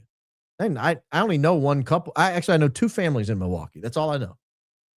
Both fundamentally decent people. One was a mentor of mine in the world of politics, a brilliant political mind, and he lives in Milwaukee. The other one was a former lawyer, current lawyer, who worked near me and was a good friend, and now lives in Milwaukee, working up there. Great work, Baron. Never miss a show and mind blown every time. Pray for my baby prayer for my baby is needed. She's 12 and on vacation in Puerto Vallarta with her best friend's family. Oh, Jesse put that guy with Antifa. Oh, you're talking about the Rawlinson guy. Yeah. More to come on that. Yeah, prayers for your daughter for sure. I don't know that I would let my 12-year-old go out of the country, but I'm old school. Mandy. And not nothing you can do about it now, obviously. That's the way my brain works. Like what if I can't get her back? Hi, Baron. I finally made it to a live. Bono is diabolical. Bono?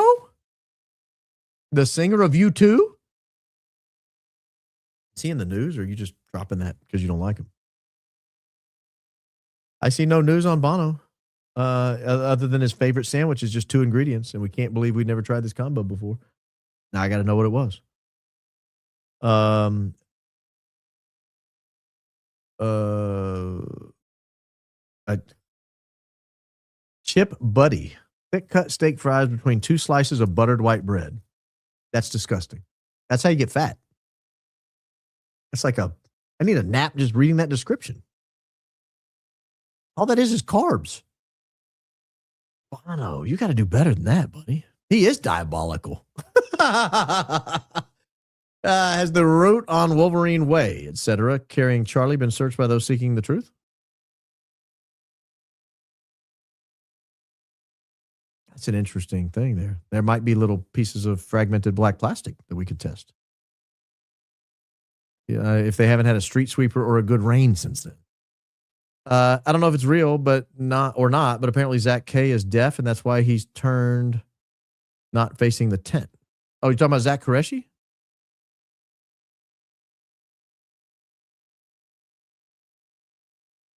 I haven't seen that he's deaf. Maybe. Hey, just answering a previous question in the chat. Frank Turk is now doing a prove me wrong at various universities. Big surprise, he's indoors. Yeah, but it's Frank Turk. I mean, that's like saying Michael Jordan was playing basketball and Michael Jordan is no longer able to make the tour, so we've gotten me. Come on. Frank Turek is the me of basketball. I wish I could have used a worse example than me, but it would be about the same compared to Michael Jordan. I had a friend who in private got married late in December, had another public wedding late September following year. Only their very close family knew. Everyone else was told right after their vows. They did it for religious reasons. What would be the religious? They wanted to have sex without. I don't think that's the point. I don't think the Lord said, wait until you're married, unless you sneak off and get some certificate. Don't tell anybody. I don't think that's what he had in mind. I think it was like living in community as a family. I can't think of any other religious reason. My daughter had 2 weddings as well. A small wedding for a few of us in September 22 and a large ceremony June 23. Yeah, but she told you guys. She didn't advertise it on Facebook as if she wasn't married. She didn't release her engagement photos after her wedding. I'm guessing. Yes to Colloidal Silver. We'll put message and comment under this video where to read about it. I'll read about it. Bones of Steel, Wolverine, UVU mascot, Wolverine. Okay. Getting married, not telling anyone, and the ceremony being much later. Isn't that weird to me? I know a couple who did due to circumstances, and shacking up didn't align with their Christian belief. Again, that's shacking up. I'm sorry. It just is common sensing it. That's the definition of shacking up. Like, the point of being married is you are presented to the community as an item, as a couple, as a married couple committed to each other. If you hide it from everybody, you're shacking up. I'm sorry. God didn't contemplate the clerk's office. That's not. There's no clerk's office in the Bible. Maybe there is. Let me look real fast. I'm a speed reader in reverse. Oh, what was it? Nope, not there. No clerk's office. County clerk. I don't see it. No, not there. No, there's no county clerk's office common sensing it. There's no common county clerk exception. The wedding is an announcement to the community that you're together. There was no county clerk in the Bible. There was no county clerk in America until recently. The wedding was the announcement to the community, you guys are now doing it. That was really the distinction. Hey, look, those people haven't had a wedding. They're not doing it. Look, they're now doing it. Go forth and do. That was the wedding. Tap, tap, tap, putting on the Ritz. Oh, yes. Was it called Young Frankenstein? Yes, that's what it was. Yes, it was. Young Frankenstein. Putting on the Ritz. That was a great one. Baron, who's your favorite musician? Off topic, just curious. Good work as always, sir. Of all time?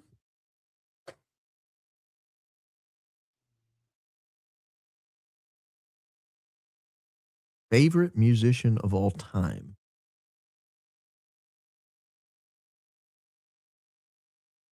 probably, if I had to say just one, the guy I go back to over and over and over, like band, like musicians solo. So like Stevie Nicks wouldn't qualify. Lindsey Buckingham wouldn't qualify. To me, you need Lindsey Buckingham and Stevie Nicks, either in Buckingham Nicks or the later version of Fleetwood Mac. So that wouldn't qualify. Single musician, greatest of all time, in my opinion, favorite anyway, is probably Jim Croce. Jim Croce is amazing. Beautiful voice, beautiful songwriter, beautiful guitarist. Died tragically with like 2 top 5 albums when he died. No idea how much music that man would have put out if he had stayed alive. But I was listening to Jim Croce this week. I listened to Jim Croce a lot. And he died in like before I was born in the early 70s. So that's if I had to answer just one favorite musician, it'd probably be Jim Croce. Does Mrs. Coleman watch your lives? If so, you have an amazing husband, ma'am. She watches some. I think she watches more than she doesn't. Occasionally she won't watch one because she's busy or whatever, but I would tell her to come in, but I got a sound panel in front of the door. Baron, I'm going to show her this either way just so she knows in case she has any doubt. Because sometimes I wonder if she doubts, right? When the dishes pile up a little bit and when I'm working a little too late, sometimes I wonder if she doubts. I will show you that Michelle Satania 9387 just, can confirm. Thank you. Thank you for that compliment. But Baron, I'm doing my listening to you on YouTube and forcing my boyfriend to listen to you. Can you please say hi, Cody Hawking? He's a war vet. Cody, thank you for all you've done and your bravery, your courage, obviously. And thanks for listening. I appreciate it. Cody's in the family now, guys. This is a family. He doesn't even know it. He's like, I didn't want to be in a family. Hey, Baron, loving your work since Trends from Scotland. CK Big Bang Vid, ginger girl with baseball cap and camera beside Turek. Walked away suspiciously, worth checking. Christ is King. Christ is King indeed. I know who you're talking about. I think we did look into her at one point, but didn't find much. Baron Danks found some new info on EK's mom rank in military. Try to find it and email a timestamp unless you can reach out to him directly. Go Max. I don't have his contact information. Of all the people I do, I don't have his. He can email it to me and I'll talk to him, or I can just maybe search the transcript. But thank you for telling me. I will definitely do that. Baron, if you did a live show event in Phoenix, I think it would be packed and a lot of fun. By the way, I'm loving the member shows.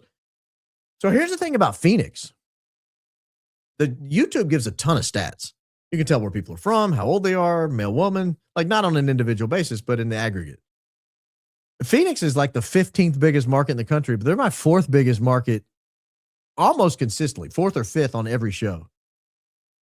And I wonder if it's people in Phoenix are like, I'm not buying this TPUSA garbage. I can't think of any other reason they're so high. They shouldn't be there.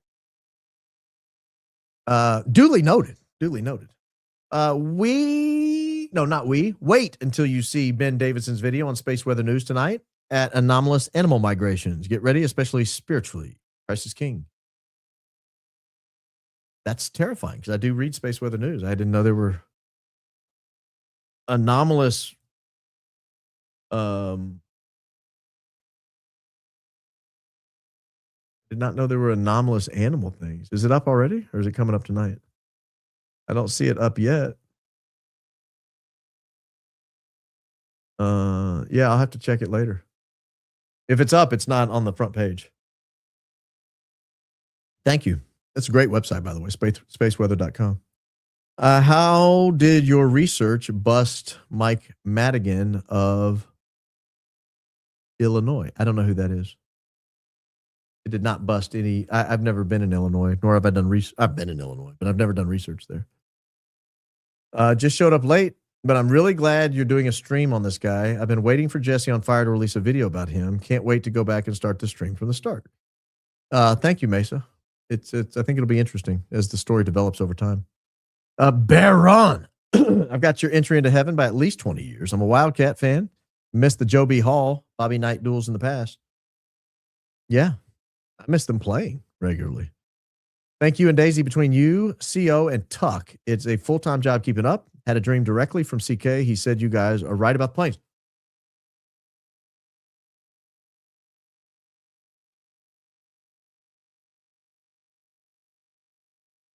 I heard you. I'm taking it seriously. Strange how after the gunshot, none of CK's security takes out their firearms in anticipation of a possible second shot.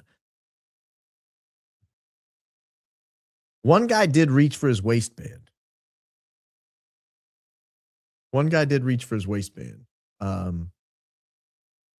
That's interesting. I wish I could play the video and we could all watch together, but YouTube frowns on that.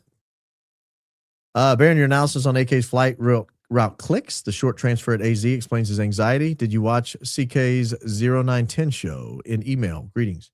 I did not, but I'll be happy to. You know, there was another interesting piece on there that I've got in the research pile that we'll do a show on at some point about shows that day. I'm still confused as to why you're still on CommiTube, except for the money numbers, I guess. Love your show. Big fan. Thank you. Christ is king. Yeah, I mean, YouTube's the bread and butter that keeps everybody alive. So it's basically required if you want to keep going.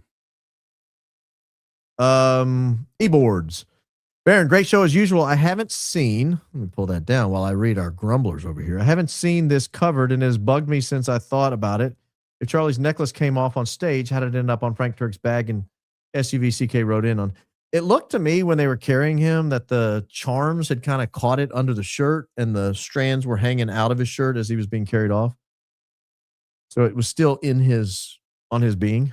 America has some 60,000 clandestine officers, the largest undercover force the world's ever known. I don't have evidence of that. I've not seen that. Send me a link. RealBaronPodcast@gmail.com. Baron, check the age of the kid. May have married for medical cost coverage. No, I'm talking about two different people. So Rawlinson's not who I'm talking about with the undercover marriage. It was Zachariah Qureshi. First reports on Josh Duggar before arrest had confessed to horrible acts as teen to sisters. Huckabee defended the family, posting on Facebook that good people make mistakes. Clinton's also in Arkansas with Huckabee. I don't know. I didn't follow the Duggars that well. They always struck me as a little bit weird, but I'm sure people loved them. Don't read out loud. Okay. Real Baron Podcast number 8, 2636. Photos of Lance Twiggs, LT, around 2020. Pics look like the recent photos of LT seen in Daily Mail. Watch this weekend.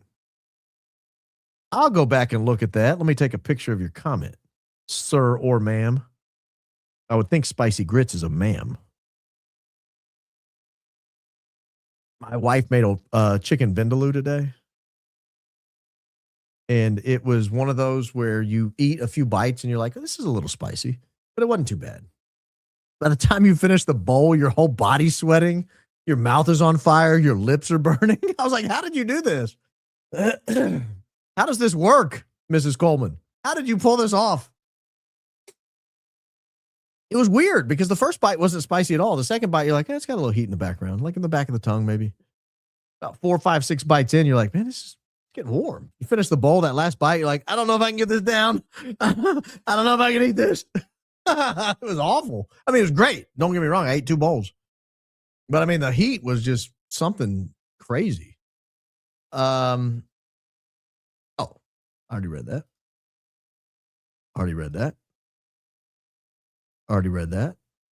Isaiah 54:17. Keep going, Max.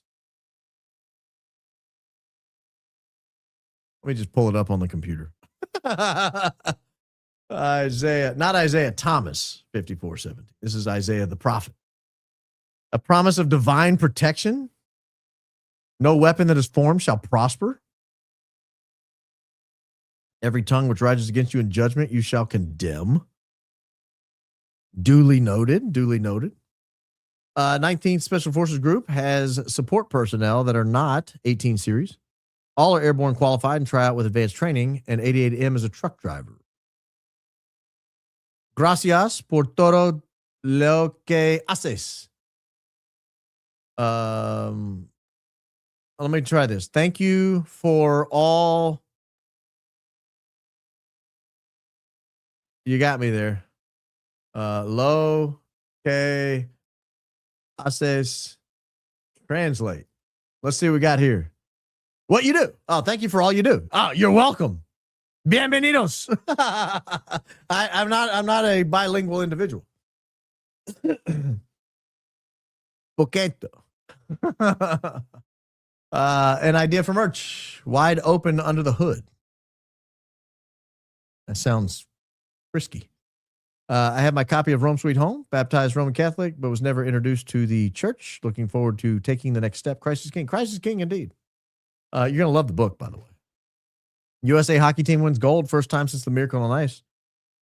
Blank you, Canada, we won again. They've got good maple syrup and moose. I don't want to be too harsh on our Canadian brethren to the north here.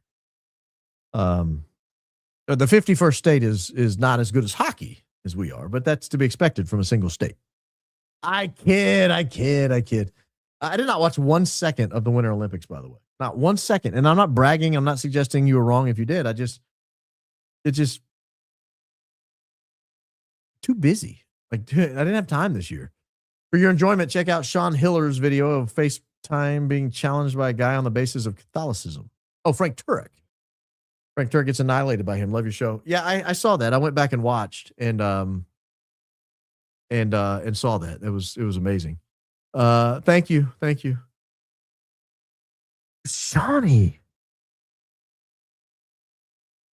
Johnny. You are so generous. Thank you. Shawnee, wow. Was living in Fairbanks when Begich Boggs were lost. Buzz around town was that it was family related. Talking about the mafia, the mob. Here's a contribution for all the research you and Daisy are waiting through. Bless you. Thank you so much, Shawnee. Thank you. You are so supportive of the program, and it does not go without notice. Very noticed and appreciated. So thank you very much. Thank you. EK's Insta 18th rows down middle video. IDO the way. Please pull it up. Thoughts? I don't even know how to interpret what you said. Instagram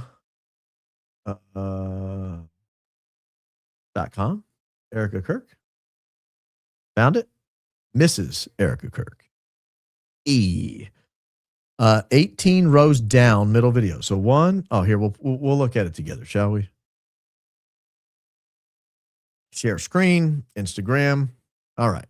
1, 2, 3, 4, 5, 6, 7, 8, 9, 10, 11, 12, 13, 14, 15, 16, 17, 18. 18 rows down, middle video, the way. Oh, wait a minute. There's 2 videos in the middle.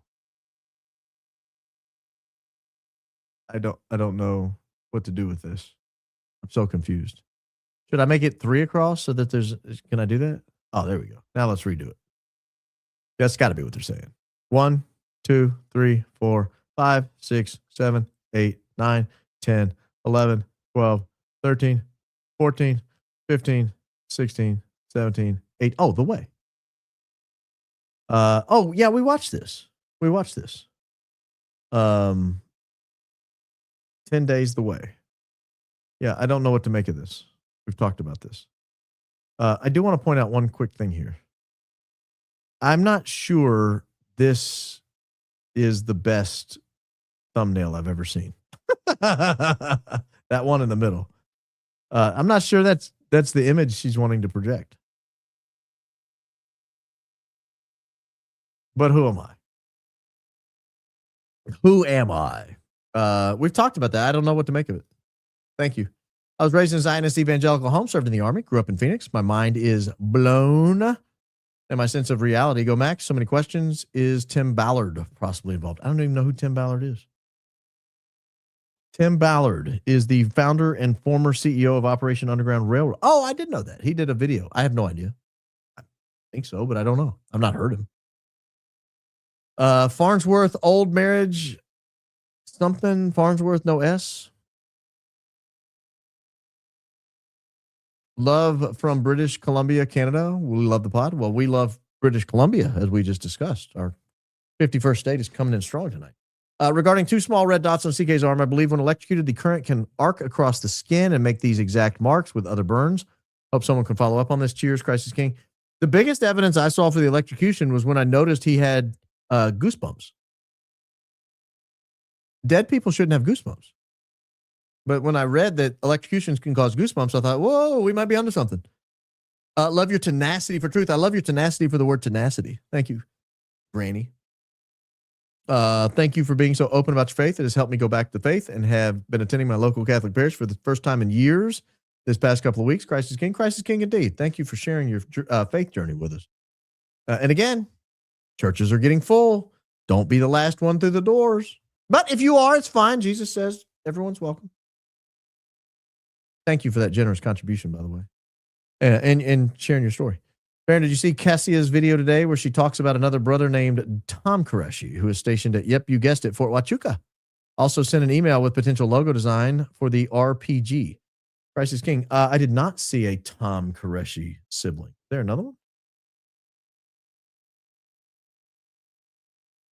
I'll have to check it out. Thank you. I am converting to Catholicism, going to OCI now. Jesus would not have given his mother to St. John if he had siblings. Christ is King. Christ is King indeed. I mean, that's the way I see it. But again, I'm not telling other people what to believe. Just offering an explanation when asked. Baron, I really appreciate all your hard work you and Daisy put into putting out the truth and sharing your faith in God. As a Wisconsinite, you're certainly loved here. Jesus loves you. I had no idea it was so big in Milwaukee. I might have to go one day. Not when it's this cold. Wait till the summer. You guys are crazy up there. I got my mid name to hate first name. Oh, I go by my middle name. 2, hate my first name. I don't hate my first name. I like George, but I don't. I just never went by it. Linda, to go by my middle name, Danette, Dee Dee. Dee Dee is what I called my blanket when I was a kid, and that's thus what my children call their blankets. They're Dee Dees. You have your Dee Dee? I had my Dee Dee every night. Creator of Ghislaine video has admitted and shown it was AI. Oh, well, that's disappointing. What a clickbait. Look up witness, testify, grand jury leaks in House Speaker case reported 2016 to read about Barron getting the speaker locked up. Jesus loves. We don't want to talk about all that. Yeah, don't worry about it. Thanks for the gifts. You guys are going to love the membership, those who get landed on. Last week, when you mentioned finding that Bible, I was searching online for Catholic Study Bible, and you guys are generous for handing these memberships out, by the way. I was searching online for a Catholic Study Bible, so I took it aside and got that one. Scott Hahn edited, old and new, 4 inches thick. Wow, I only got the new, and it's like that thick. I can't imagine the old and new. Speaking of, I went to buy last night on Amazon the Divine Office.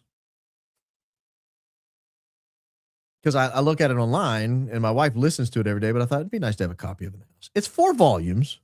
It's like that thick, and it's like $600. I was like, nah, we can keep listening online. Sorry, Mrs. Coleman. I was going to surprise you with that, but Baron, did you happen to look into what happened at the El Paso airport on the 10th? Briefly. Shut down all flights for 10 days. Well, they initially shut it down for 10 days, but they reversed it. Yeah, reversed 12 hours later.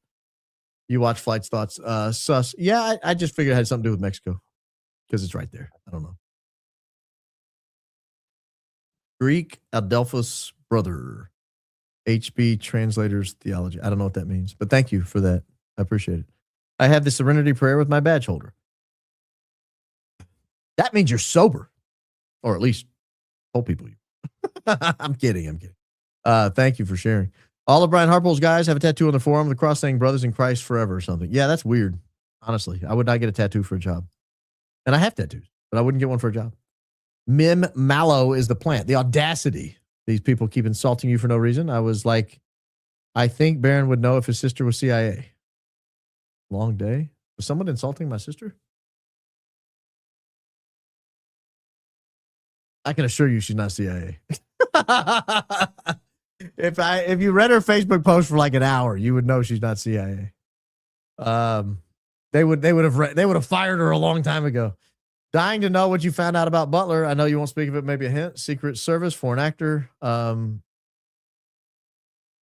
no, it's not that. It's not that. Project Constitution just released leaked stills from behind on X. Those aren't leaked stills. Candace put those up, unless there's new ones. I mean, I think those are directly from her. I saw that post earlier. I think those are directly from her. Again, unless he has new ones up. Yeah, those aren't leaked. Those are directly from Candace Owens' podcast. Milwaukee here. Also, my first name is Erica. My head has turned so many times during this investigation. It's natural when we hear our own name. That's right, Erica Pennypacker. Mrs. Pennypacker, if that is your real name. Israel means something very different to LDS people. I've heard that, and I briefly looked into it, and I had some commenters one time try to explain it. It's a little complex, honestly. Did you know that Cabot Phillips first appeared with Ellen DeGeneres on her program, and she likes pizza? I did not know either of those facts. The name was Abby something. Yes, Young Frankenstein was one of my absolute favorite movies. Abby something. Abby Normal. It's so quotable. The movie's phenomenal if you've never seen Young Frankenstein. And the humor holds up. It's still funny. He was very popular. No, that was not me. I was at Publix and matched.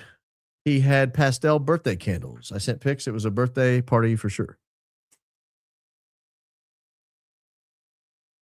Okay. I think I know what you're saying.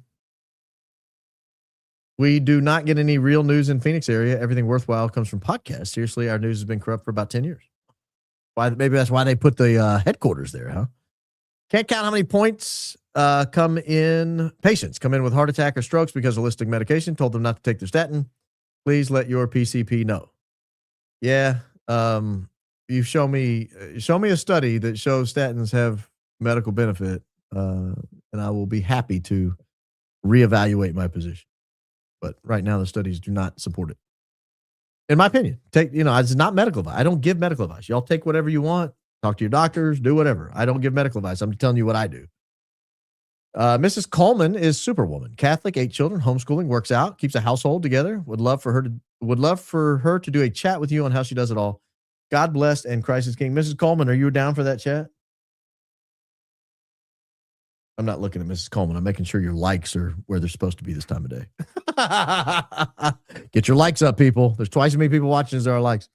Yeah, she does do all of that. She's Catholic, has 8 children. She homeschools. She works out. She keeps a household together.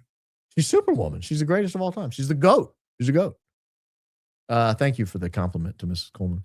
Happy Sunday, Baron. I've got my lovely girlfriend watching tonight. Lots of high vibes in the chat. Can we get a shout out to Mary Alice? Mary Alice. I used to work with a Mary Alice. Not the same one, is it? Hey, Mary Alice. It's frustrating that Utah requires a marriage license, but it's allowed to be done online. I figure all people could do marriage licenses online. So maybe see if our David has that same tattoo. Oh, I see. I don't know. You scared me. X is a Farnsworth with father named Larry from Sandy. Not the same man. Please keep helping the truth come to light. Should be scared. Qureshi's dad connected to Mormons and connected to the Dallas, Texas area. Makes me wonder about Twig staying with Mormon family in Texas connection. I don't know. That's a great idea. It's a great question. Baron AJ Qureshi is touring right now and playing near you. He sounds a lot like his dad, March 15th at Brown County Music Center. Brown County Music Center is about 5 hours north of me, sir. AJ Qureshi was at the Ryman, which is near me, and my wife and I talked about going. I think it was last October, and we ended up having a conflict that night and couldn't go. But, Brown County Music Center is not terribly far, but it's in Indiana. I'm in Middle Tennessee. So, it's not right there. Did we ever figure out exactly what EK's countdown was all about? No. Timing's too coincidental. It is weird, but no, we didn't figure it out. Your cello comment, minus 432 to 440 hertz Roth rock fam theory. Huh?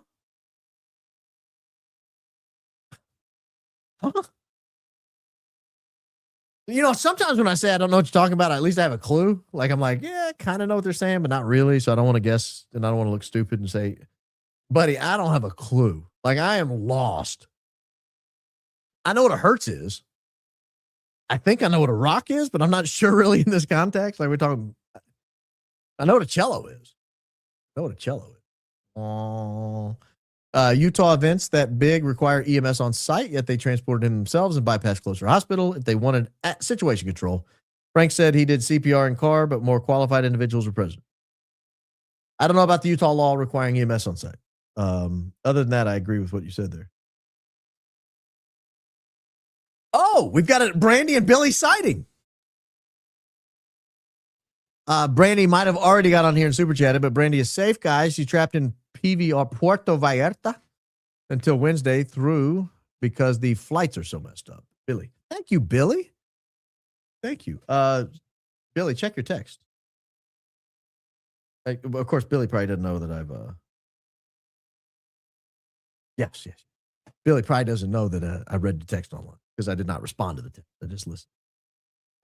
Thank you, Billy. Thank you. If we reach a specific subscriber goal, can we get a Q&A with you and Mrs. Coleman?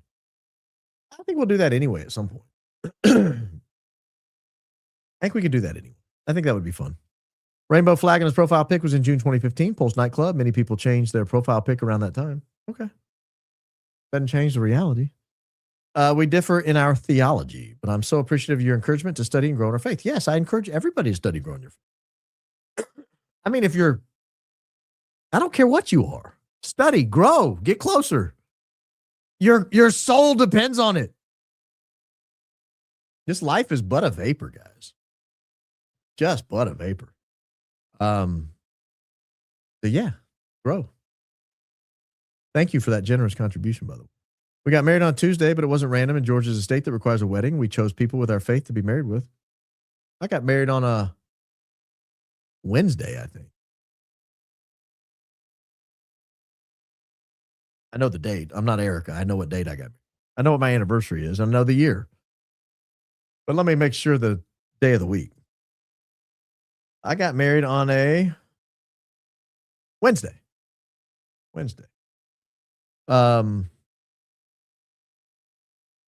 Tim Ballard was on, but people knew I got married. Tim Ballard was on the Low Flying Planes on 910 per CO. He's Mormon and connected Visions of Glory, a book. Daybells followed the same book. North of Milwaukee here, Cheeseheads Unite. Big fan of the Cheeseheads. I had no idea there were so many watching the program on a regular basis. I was unaware of the Tim Ballard on a Low Flying Plane on 910. You talking about the Axel 10 plane that hit the Men's? I'll have to look into that. So kind to give gift memberships. Would love. I have taken to telling my kids home is a high IQ outfit. It is, if you make it one. They roll their eyes and also laugh. Me, husband, and parents just love your show. Well, thank you, Maggie M. Thank you. I love that you call your house a high IQ outfit. That makes me happy. That makes me very happy.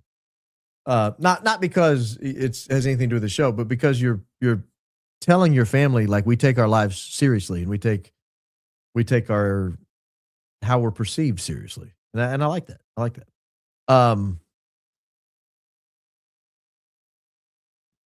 On the gift memberships, I think they're randomly given out. If you see the green little memberships at the top of the live chat, if you click on one, it'll give you the option to be in the pool of those who receive it. I think you have to select, I'm open for gift memberships. So that's a little clue for those of you who have not done that. If you go do that, maybe one will fall in your lap. The membership's fun. Like, it's not a show like this. So don't think it's the same show. It's a totally different show. I think it's a show that would bomb on the regular channel. But the members seem to have fun. David Sprague is a Mormon. History reference. Had a neuro doctor tell me how bad statins are. Yeah, I mean, again, I'm not giving medical advice. I'm just saying I would never take them. I don't care how high my cholesterol gets. I'm never going to take them. Just because I don't find the evidence compelling that they're effective for prolonging life. Guys, another 3.5 hour plus show. I appreciate you guys being here. I genuinely do. I always try desperately to keep these under 3 hours. And sometimes I still have to be a little selective with the super chats, but I'm trying to read more of them, even if we go over the 3 hour mark. I did 6 consecutive shows last week between the regular shows and the member show, and my voice held up. I've always been very concerned my voice would go because I can't tune in and hear me do this. It won't sound good. So I have been concerned about my voice holding up, but it's after 6 shows last week, it did pretty well. So and I let the shows go on for 3.5, sometimes 4 hours or more. And so I feel like there's enough strength in the voice that we could, oh, look at that. Another 10 memberships coming in. Make sure you click that green button and open yourself to accepting them. Thank you for being so generous, by the way. It's incredible. Absolutely incredible. You're doing that for people. But I think it takes the pressure off of me of trying to force myself to finish in a certain time frame so that I'm limiting the number of words I say in a week. I have taken to being a little more quiet around the house and out in public, and I'm sure the people around me love that. So they have you to thank for that. But thank you guys for tuning in. Don't forget to subscribe. Don't forget to like the show. And if you don't subscribe to a lot of different channels, sometimes you'll get unsubscribed if you're not active in chats and stuff. So if you do watch the show regularly, but you're not super active in the chats and subscribe to a lot of shows, you may get unsubscribed because YouTube thinks you're a bot and they don't want to, reward people for having a bunch of bot accounts. So just make sure you're subscribed if you do want to be subscribed. Make sure you click the notifications. It'll let you know when I go live. Appreciate all your support. I genuinely do. It makes the show possible, frankly. It absolutely makes the show possible. Another 10 came in? Wow. I can't be on a ticket with Jesus, ma'am. Or sir. Could you have been with high integrity in the office at this point? Nice thought anyway. Yeah, I can't be on a ticket with Jesus. You know that line at church when you say, I'm not worthy that you would enter under my roof, but only say the word, my soul shall be healed. I like that hits me hard every time. I am not worthy that you would enter under my roof. And for those of you not Catholic may not understand when we say that, but we say that, and you can at least understand that I would feel unworthy in that moment. So I take that seriously, and I appreciate the comment, but I'm not unworthy to untie his sandals, right? Another 5 memberships? You guys are just, these people are going to love it. Go back and watch the old member shows. You're going to be like, who is this guy? Well, that's not the guy I watched 4 nights a week. But thank you guys. Thank you. I will see you tomorrow night. We will be here live mañana. See, mañana. And in the meantime, don't ever forget, Jesus loves you. Thank you guys. Have a good night. And I will see you in 20-ish hours, give or take, maybe 19, depending on how tomorrow goes. See you.